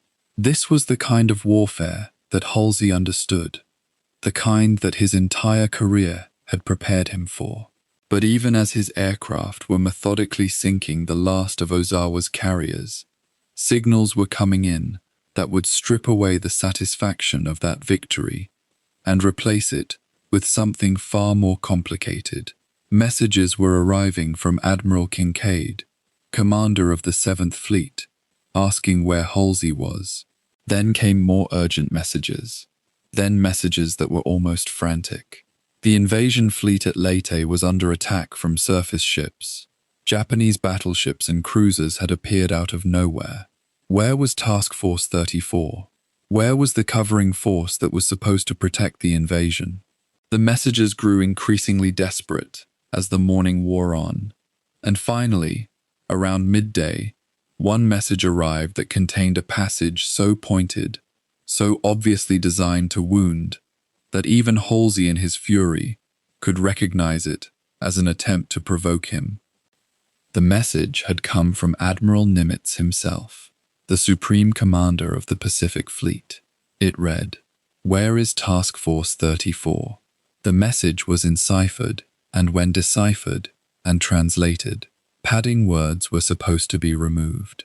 But the sailor doing the encoding had inserted padding that read in sequence, "The world wonders." The padding was meant to be meaningless, just random words to protect the signal. But when Nimitz's chief of staff read it aloud, without the padding being removed, it came across as Nimitz saying, "Where is Task Force 34? The world wonders." As if the American High Command had lost patience with Halsey, as if they were questioning his judgment on a matter of supreme moment, and the effect on the 3rd Fleet commander was immediate and incandescent. Halsey later claimed that the message felt like a kick in the stomach, that it challenged his courage and his competence in a way that no enemy fire ever could. By that point, Halsey was already turning Task Force 34 south toward the sound of the guns at Leyte, but the realization that his northern drive had been a catastrophic strategic error, that he had been deliberately deceived by an enemy who was now paying the price in sunk carriers for that deception, but a price that Halsey was paying far more dearly, was settling upon him like a shroud. Ozawa, commanding from his flagship as his carriers were being struck by American bombs and torpedoes, carried out his role with a composure that speaks to the difference between a commander who expected victory and one who had made peace with destruction. He issued his orders calmly. He coordinated the movements of his remaining ships. He refused to abandon ship until he was explicitly ordered to do so, clinging to the fiction that command meant remaining until the last possible moment. When the flagship sank beneath him, Ozawa transferred to a light cruiser, then to a destroyer. His force was being annihilated around him, and he bore witness to it with the same kind of detached acceptance that one might expect from a general walking through a cemetery. The pilots who were flying the handful of aircraft available to the Northern Force were being thrown into a sky filled with American fighters. Some of them managed to damage American ships. Some of them were shot down. Most of them died. The ones who survived long enough to return to their carriers found those carriers burning or already gone. They ditched in the water and were left to float until rescue came or did not come. As the afternoon wore on, and Halsey's fleet continued its methodical destruction of Ozawa's force, the 3rd Fleet commander became increasingly aware of the full scope of what was happening at Leyte. Messages were painting a picture of chaos and disaster off Samar. American escort carriers, thin-skinned ships meant to support amphibious operations, not to fight heavy warships, were being shelled and ripped apart by Japanese gunfire. American destroyers and destroyer escorts were launching hopeless torpedo attacks against battleships. Men were dying by the hundreds. The invasion fleet itself was at risk. And all of this was happening because Halsey had taken every capital ship in the Third Fleet north toward an enemy that could no longer possibly threaten anything. The victory off Cape Engaño was turning into the hollow thing that Ozawa had designed it to be, a real naval victory that was paid for with American blood spilled hundreds of miles away. Halsey knew that he could not get south fast enough, even turning every ship around and running at flank speed. Even with Task Force 34 driving down the Philippine coast, it would take hours to reach Leyte Gulf. Kurita, meanwhile, was already withdrawing. The Japanese Center Force commander, convinced that he faced stronger resistance than actually existed, was already ordering his fleet to break off the engagement and head back through the San Bernardino Strait. The destruction at Cape Engaño continued through the late afternoon, grinding toward its conclusion as if it were a process that had to be completed regardless of what was happening elsewhere. The last Japanese carriers were finished off. Ozawa's force, what remained of it, was scattered across the Philippine Sea. American sailors could see Japanese sailors in the water, could see the wreckage and the flames. This was what naval victory looked like. This was what they had been trained to achieve. But the victory was already stained with the knowledge of what it had cost elsewhere. By evening on the 25th of October, Halsey's fleet was racing south. Task Force 34 was steaming at flank speed towards San Bernardino Strait, but Kurita had already turned back. By the time Halsey's surface ships reached the strait, the Japanese center force had passed through it heading north, and the opportunity to catch them was gone. Halsey would arrive off Samar to find the battle already over, to find American ships sinking from kamikaze attacks, to find the invasion fleet battered but still holding. The Bull had won his northern battle, had destroyed 4 Japanese carriers, had accomplished a tactical victory that would be remembered as a major engagement, but he had also been defeated strategically, had been drawn away from where his overwhelming force was needed most, and had left a gap through which the real threat had passed. In the days after the battle, as the full accounting began, it became clear that Ozawa's sacrifice had been complete. All 4 of his carriers were gone. The bulk of the northern forces escorting warships had been sunk or severely damaged. The force itself had ceased to exist as an organized fighting unit.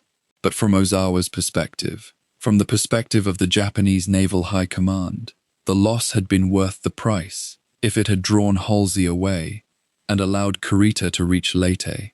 The problem was that Kurita had not pressed his advantage. The opportunity that Ozawa had bought with the destruction of 4 carriers had been wasted by Kurita's decision to withdraw. This would be debated for decades afterward. Japanese officers who survived would argue about whether Kurita should have pressed on, whether he should have ignored the reports of the American ships off Samar and continued directly for the transport fleet. The argument was academic. Kurita had withdrawn.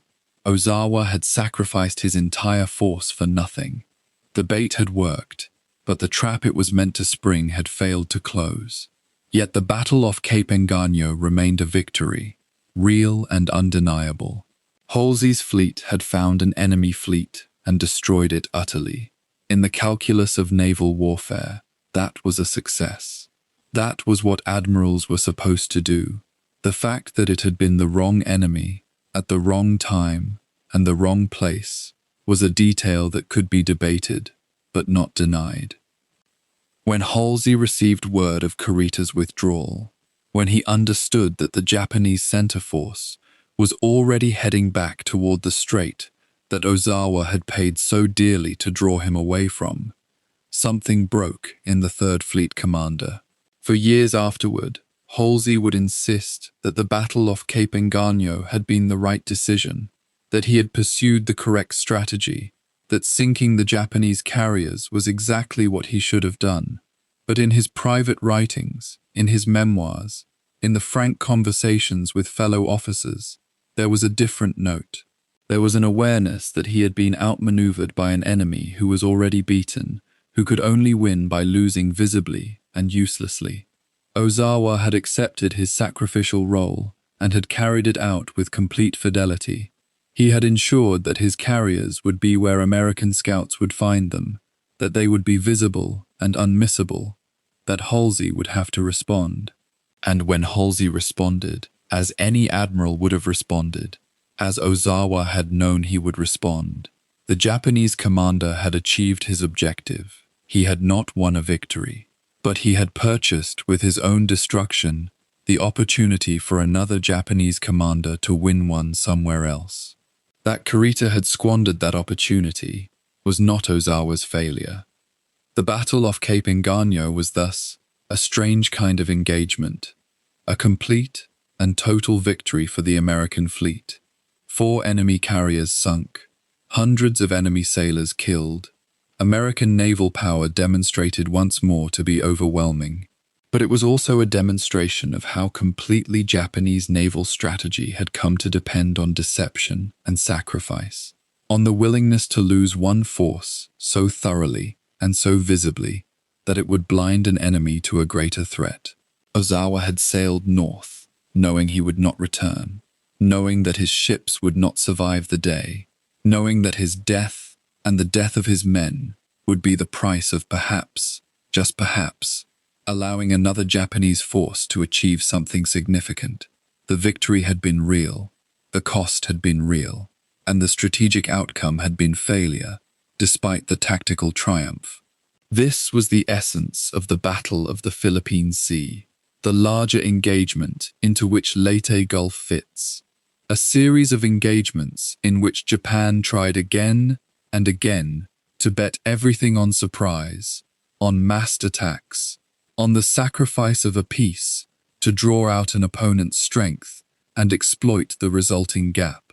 On this day, off Cape Engaño, the sacrifice had worked perfectly, but the operation it had been designed to support had already begun to fail. The destruction of Ozawa's 4 carriers was real, but it was paid for, ultimately, with the failure of the entire operation that had been designed to sink the American invasion fleet. Halsey had won his battle, but he had lost the greater strategy. In that loss lay a lesson that would echo through naval history for decades to come.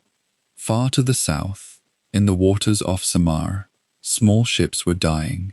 The escort carriers of Taffy 3 were running for their lives, their crews fighting with everything they had against a fleet of battleships and heavy cruisers that had no business being there at all.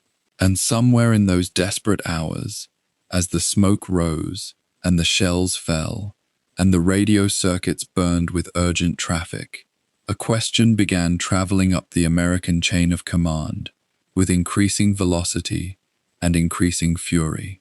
Where was Halsey? Where was the Third Fleet?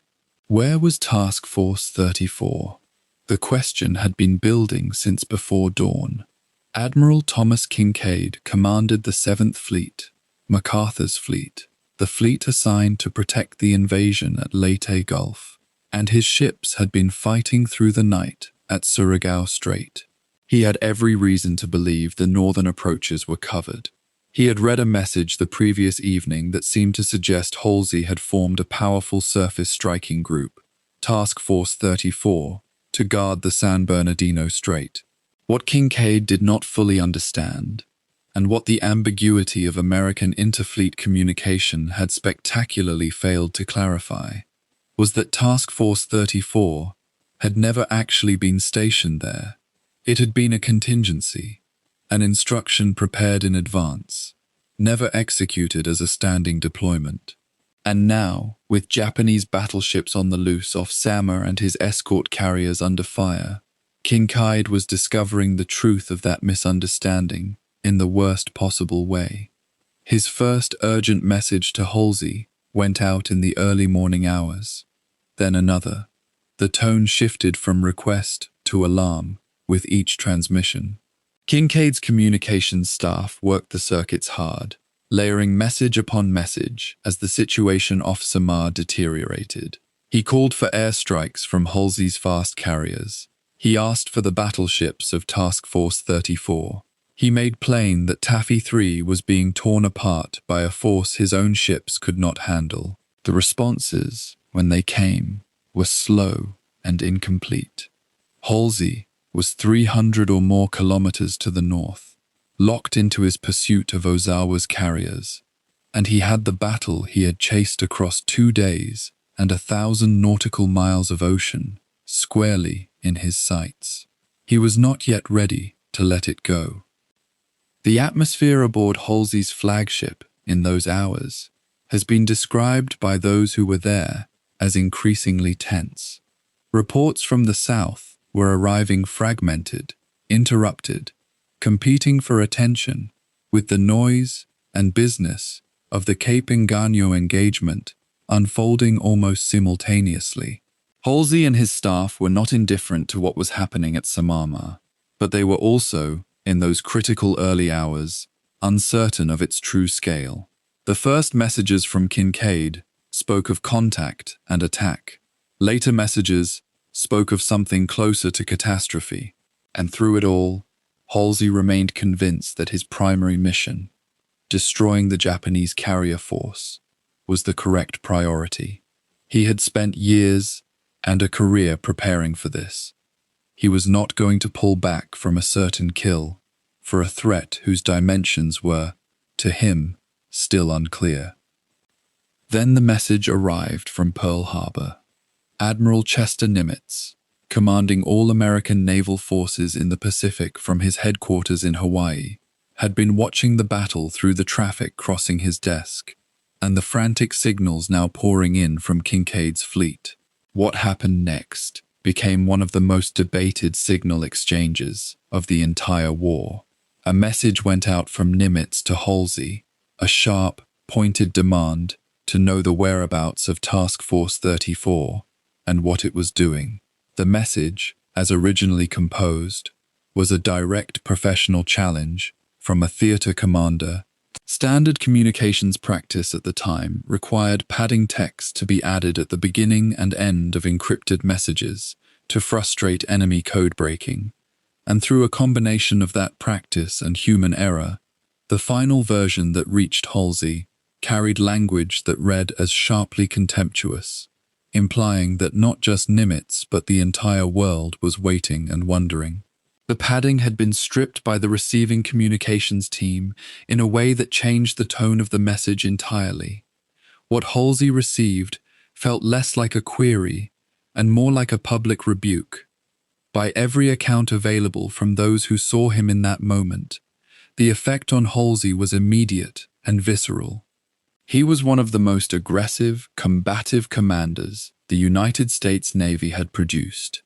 A man who wore his confidence like armor and had built a reputation on forward momentum and offensive fury. To receive what felt like a public dressing down in the middle of a battle from his own theater commander struck at something fundamental. One officer present recalled that Halsey's reaction was physical, that the message hit him like a blow. He stood for a long moment in silence, and then the orders began to change. He detached a surface force, battleships and cruisers, and turned them south toward San Bernardino Strait. It was a decision made in anger as much as calculation, and everyone present could feel the difference. The carrier strikes on Ozawa's northern force would continue. Halsey would not abandon that engagement entirely, but a portion of the fleet, the heavy surface group, would now turn its considerable power back toward the south. Toward Samar, toward the sound of the guns that had been calling for hours. The turn was made, the orders given, and the ships began to move. The question was whether they could possibly arrive in time. The answer, as the hours of the 25th of October wore on, became increasingly clear. Kurita had already begun his withdrawal. The extraordinary resistance of Taffy 3's destroyers and the chaos of the battle had done what no one in any American command center had managed to do. They had convinced Kurita to disengage. By the time Halsey's surface force was racing south at full speed, covering the distance that had been opened by an entire night of northward pursuit, the Japanese center force was already pulling back towards San Bernardino Strait. Halsey's ships arrived to find empty water. The opportunity to intercept Kurita, to destroy what remained of the center force before it escaped, had passed. The gap that had been left open long enough for a fleet to pass through it was now closing. But the fleet that had passed through it was gone. The recriminations began almost immediately, and they would not end with the battle. Within days, the questions circulating inside American Naval Command had sharpened into something harder and more institutional. How had San Bernardino Strait been left unguarded? Why had Kinkaid believed it was covered when it was not? Why had Halsey taken his entire fleet north, instead of leaving even a portion of it in place? The divided command structure, 3rd Fleet answering to Admiral Nimitz and the Navy, 7th Fleet answering to General MacArthur and the Army, had created a situation in which two powerful fleets operated in the same waters, without a single unified commander responsible for the whole. Each admiral had believed his own interpretation of the strategic situation. Each had acted accordingly, and the seam between their commands had been wide enough for Kurita's fleet to sail through without a single surface ship to stop it. The famous signal exchange, Nimitz's pointed message, Halsey's furious response, the padding that had turned a question into what felt like humiliation, became the most discussed single communications event of the naval war in the Pacific. Halsey never fully accepted that his decision to go north had been wrong. He argued, for the rest of his life, that destroying the Japanese carriers was the correct strategic priority, and that the threat to the invasion fleet, though real, had been survivable without his intervention. His critics argued with equal force that leaving San Bernardino Strait unguarded had been a catastrophic error of judgment, and that only the extraordinary bravery of Taffy 3's sailors had prevented that error from producing a disaster that might have threatened the entire Leyte landing. Both arguments contained truth. Neither contained the whole of it. What the episode exposed, with brutal clarity, was a fundamental failure in the architecture of American command in the Pacific. Two fleets, two chains of authority, two sets of assumptions, and no single mind responsible for holding the entire picture together. The messages between Kinkaid and Halsey had passed through different circuits, been read with different contexts, and arrived carrying different meanings than the ones intended. The message from Nimitz had been garbled by a procedural habit that no one had thought to re-examine. Task Force 34 had been conjured from a preparatory order and never given solid form, yet its existence had been assumed by at least one admiral who needed it to be real. In the fog and friction of a battle fought across hundreds of nautical miles of ocean, the American command system had generated ambiguities at every level, and those ambiguities had cost ships and lives. The men aboard Taffy 3's ships knew none of this, as they fought and bled through those morning hours. They knew only that they were alone, that the ships they had expected to be there were not, and that they would have to survive on whatever they could summon from themselves. The larger arguments, the signal texts, the command failures, the career-long disputes between proud and able men belonged to a different world from the one they inhabited, a world of burning destroyers and shark-filled water and ammunition running low. That world, and the decisions made far from it, had placed them where they were, and the men who came south too late steaming hard through empty water toward a battle already over, would carry that lateness with them for the rest of their lives. By the close of the 25th of October, 1944, the guns had largely fallen silent across hundreds of kilometers of Philippine waters. The sea off Samar still held wreckage, overturned hulls, spreading oil slicks, debris fields where ships had been, and the men floating among that wreckage were still waiting for rescue. Some of them would wait for days. In the north, off Cape Engaño, the last of Ozawa's carriers were settling beneath the Pacific swell. In Surigao Strait, the shattered remnants of the southern force lay on the bottom or were limping toward ports they would never meaningfully leave again. And through the San Bernardino Strait, Kurita's center force was withdrawing westward, battered, spent, and no longer capable of threatening anything. The Battle of Leyte Gulf was over. What remained now was the counting. No previous naval engagement in history had produced destruction on this scale. The engagement had unfolded across an area so vast that individual actions, in the Sibuyan Sea, in the darkness of Surigao Strait, off the coast of Samar, and north toward Engaño, had each been large enough to qualify as major battles in their own right. 4 distinct engagements, fought within roughly 48 hours, had together consumed more tonnage of warships than some entire navies possessed. The Imperial Japanese Navy had entered the battle as a still coherent, still dangerous strategic force. It emerged from it as something much closer to a memory. The Japanese losses were staggering in their finality. 4 aircraft carriers were gone. Zuikaku, the last surviving fleet carrier from the force that had struck Pearl Harbor 3 years earlier, went down in the north, along with 3 smaller carriers. 3 battleships had been sunk, among them the Musashi, the super battleship that had absorbed bomb and torpedo strikes numbering into the dozens, before finally rolling over and sliding beneath the Sibuyan Sea on the afternoon of the 24th. 10 cruisers were either sunk or so badly damaged as to be effectively finished as fighting ships. Destroyers had been lost across every phase of the engagement, and across all formations combined, the figures ran into the many thousands of men killed. Precise casualty numbers remained uncertain for years afterward, as Japanese records were incomplete, destroyed, or deliberately obscured, and because survivors of sunken ships were sometimes not rescued for days, or were never rescued at all. The Musashi's loss alone carried a symbolic weight that went beyond her tonnage.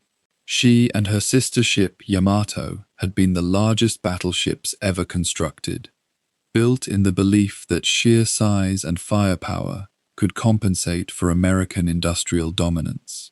The Musashi's end, under American aircraft, without her guns ever engaging a significant surface target, delivered a verdict on that belief that no argument could soften.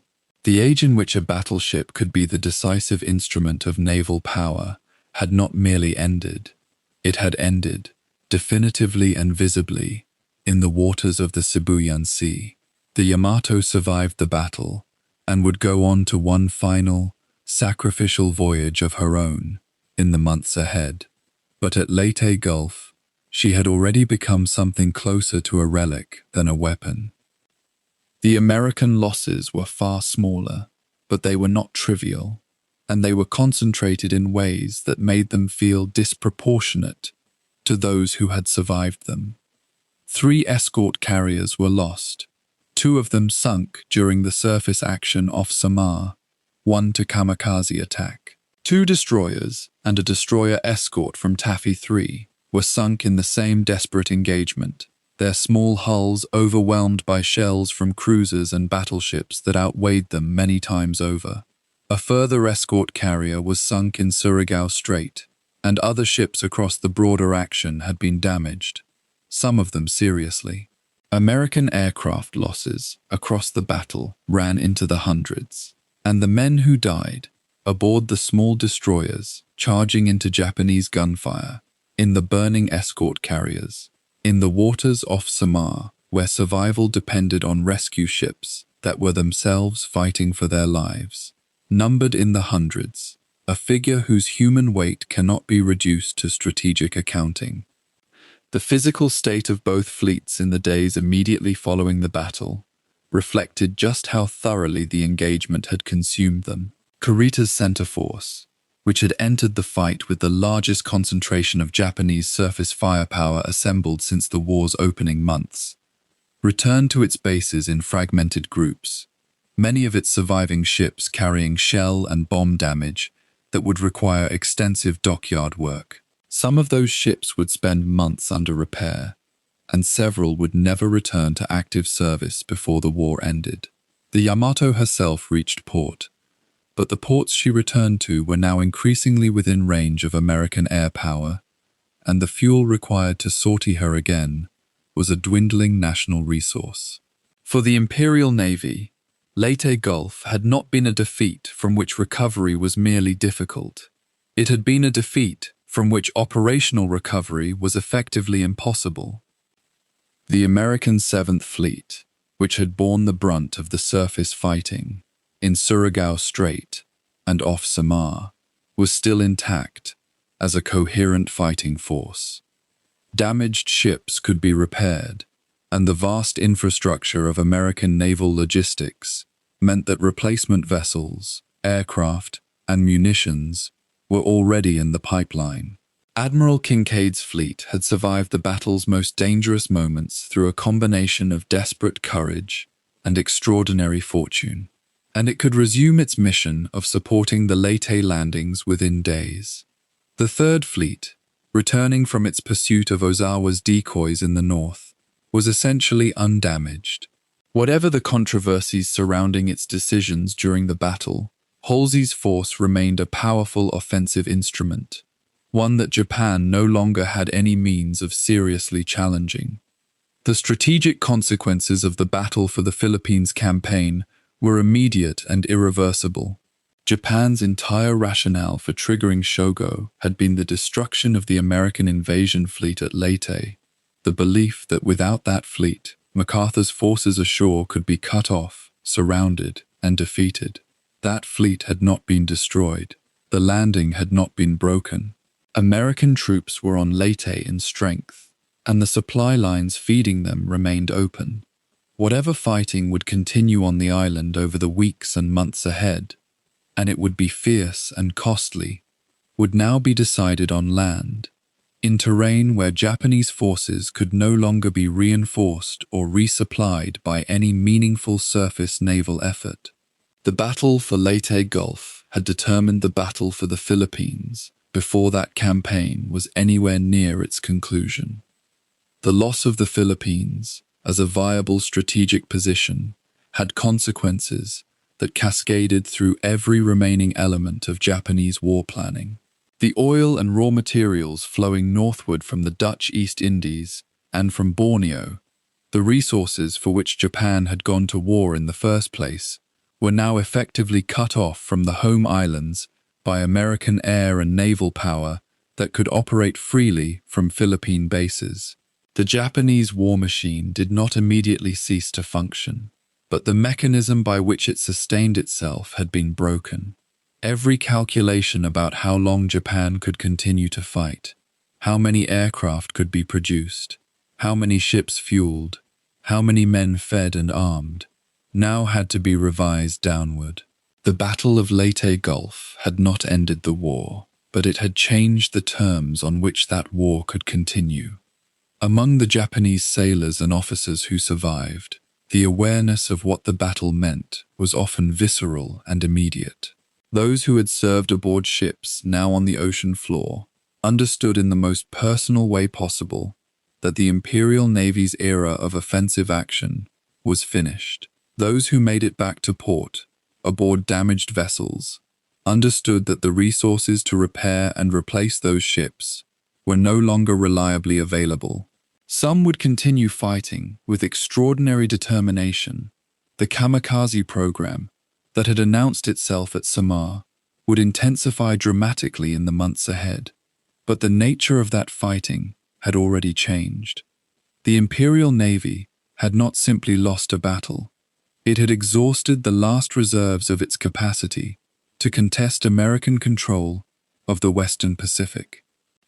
For the men of Taffy 3 who had survived, floating in the waters off Samar, clinging to debris, waiting in life rafts, the days immediately after the battle brought rescue, medical care, and something harder to treat than any physical wound: the processing of what they had survived. They had faced the guns of battleships in destroyer escorts. They had watched their ships go down around them. They had lost shipmates in circumstances so extreme that the concept of extraordinary courage had ceased to feel like a meaningful descriptor and had become simply the minimum required to stay alive. Many of them would not speak easily about what they had seen for years, if ever. The battle had entered them in ways that statistics could not represent. The full reckoning of Leyte Gulf, in ships, in aircraft, in lives, in strategic consequence, would take years to fully assemble and decades to fully understand. But even in its immediate aftermath, as both sides surveyed what remained of their fleets and began the grim process of accounting for their losses, certain things were already clear. The largest naval battle in history had been fought, and it had been decided, not cleanly, not without controversy, not without extraordinary cost on both sides, but decided nonetheless. American power in the Pacific was now, for all practical purposes, unchallenged from the sea. Japan still possessed the will to resist, and it would demonstrate that will in ways that would cost American lives for many more months to come. But the force that had once controlled half an ocean was gone, and with it, any remaining possibility that the Pacific War might end on terms other than those the United States chose to impose. The guns fell silent. The oil slicks spread and thinned across hundreds of miles of open water. The wreckage of ships, aircraft, and men drifted on currents that moved without urgency, indifferent to what had just happened above them. And in the quiet that followed the largest naval battle in history, something else began. Something that would prove, in its own way, almost as fractious as the fighting itself. The argument started almost before the smoke cleared, born in the cramped radio rooms and flag bridges of ships still at sea, growing louder in the weeks that followed, as commanders filed their reports and chose their words with the careful precision of men aware they were writing for posterity. The Battle of Leyte Gulf was over. The reckoning was just beginning. Admiral William Halsey returned from the north with his fleet intact and his combat record gilded by the destruction of Ozawa's carriers off Cape Engaño, and yet the circumstances of that victory had already begun to corrode the achievement. The messages he had received at the height of the battle, Kincaid's urgent appeals, the pointed signal from Admiral Nimitz, had struck something deeply personal in a man accustomed to public admiration. Halsey was not a man who accepted criticism without resistance, and in the days following the battle, he began constructing the defense of his decision with the same energy he brought to everything else. His argument was straightforward. He had followed the enemy's carriers, the most dangerous element of Japanese naval power, and he had destroyed them. That his absence had left a gap through which Kurita's fleet had walked was, in his framing, a failure of coordination rather than a failure of judgment. The argument was not without logic. It simply could not survive contact with the full picture of what had happened to Taffy 3 while he was 300 miles to the north. The official channels moved with the measured pace that institutions always prefer when the truth is inconvenient. There was no public court of inquiry into Halsey's decision in the immediate aftermath of the battle. The United States Navy was fighting a war, and publicly dismantling the reputation of one of its most recognizable admirals, while that war continued, was not something those at the highest levels were prepared to do. Admiral Chester Nimitz, commanding the Pacific Fleet, conducted his own internal review and arrived at conclusions that were pointed but contained, shared within the upper ranks, not broadcast. The divided command structure that had placed Halsey's Third Fleet and Kinkaid's Seventh Fleet under separate chains of authority, answerable to different theatre commanders, was identified as a root cause of the catastrophe at Samar. That structure, however, had been created by the same leadership now tasked with examining its consequences, and so the review had limits. The Navy understood what had gone wrong. It was less willing to say so out loud. MacArthur, for his part, had his return, and he intended to consolidate it. The fight for Leyte itself was far from over in those November and December weeks following the naval battle. Japanese reinforcements poured into the island through the port of Ormoc on the western coast, feeding a land campaign that grew bloodier and more grinding with each passing week. The terrain of Leyte's interior, its mountains, its soaked jungle valleys, its ridgelines that turned every advance into an ordeal, had not been fully appreciated in the planning stages.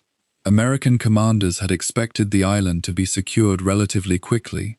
Instead, tens of thousands of soldiers fought through one of the most punishing infantry campaigns of the entire Pacific War, battling not only Japanese resistance, but disease, mud, and rain that fell in volumes that seemed to mock the very idea of operational schedules. The naval battle had been won. The island beneath it would cost far more than anyone had publicly admitted it would. The Imperial Japanese Navy, meanwhile, processed its catastrophic losses in conditions of controlled silence imposed from above. Japan's military culture did not encourage the kind of frank institutional self-examination that even a partially functioning American inquiry process might produce. The losses were known internally: 4 carriers, 3 battleships, 10 cruisers, and the accumulated strength of years of construction and training gone in 4 days. But what reached the Japanese public was managed, shaped, and in critical ways, simply withheld. The official narrative framed the battle as a brave sacrifice in the service of a greater struggle. The men who had died in the Sibuyan Sea, in Surigao Strait, off Samar, and off Cape Engaño, were honored in terms that left no room for questions about whether those deaths had purchased anything of strategic value. They had not. The battle had failed in its fundamental objective. The American invasion fleet at Leyte Gulf had survived. The Philippines were being lost regardless. Vice Admiral Takeo Kurita returned to Japan not in disgrace, but in the peculiar suspended state of a man whose decisions had become a source of confusion for an institution that could not quite bring itself to condemn them openly. His withdrawal from the action off Samar, ordered at the moment when the invasion transports at Leyte Gulf seemed to lie within reach, was discussed among naval officers in carefully private conversations. Some believed he had saved what remained of his fleet from certain destruction by land-based air power. Others believed he had surrendered an opportunity that would never come again. Kurita himself gave accounts over the years that reflected the fog he had genuinely been operating inside: communications failures, incomplete intelligence, the extraordinary ferocity of Taffy 3's defense, convincing him he faced a far heavier American force than the one actually present. Whether those explanations fully account for what he chose to do is a question historians have been arguing about ever since, and they have not finished arguing yet. Within the American naval establishment, the lessons of Leyte Gulf moved through the system in the way that institutional lessons often do: partially absorbed, partially resisted, occasionally buried. The critical vulnerability revealed by the divided command structure was acknowledged, and steps were taken to clarify the boundaries of responsibility between fleet commanders in future operations. The specific failure, the assumption by Halsey that Kinkaid understood the San Bernardino Strait was unguarded, The assumption by Kincaid that Halsey had left a covering force was the kind of catastrophic miscommunication that could only happen when two commanders believed the other was monitoring a situation neither was actually watching. The lesson seemed almost too simple to require a battle of this scale to teach, and yet it had taken exactly that. The kamikaze campaign that had announced itself during the fighting off Samar was, in the months following Leyte Gulf, not an aberration, but a beginning.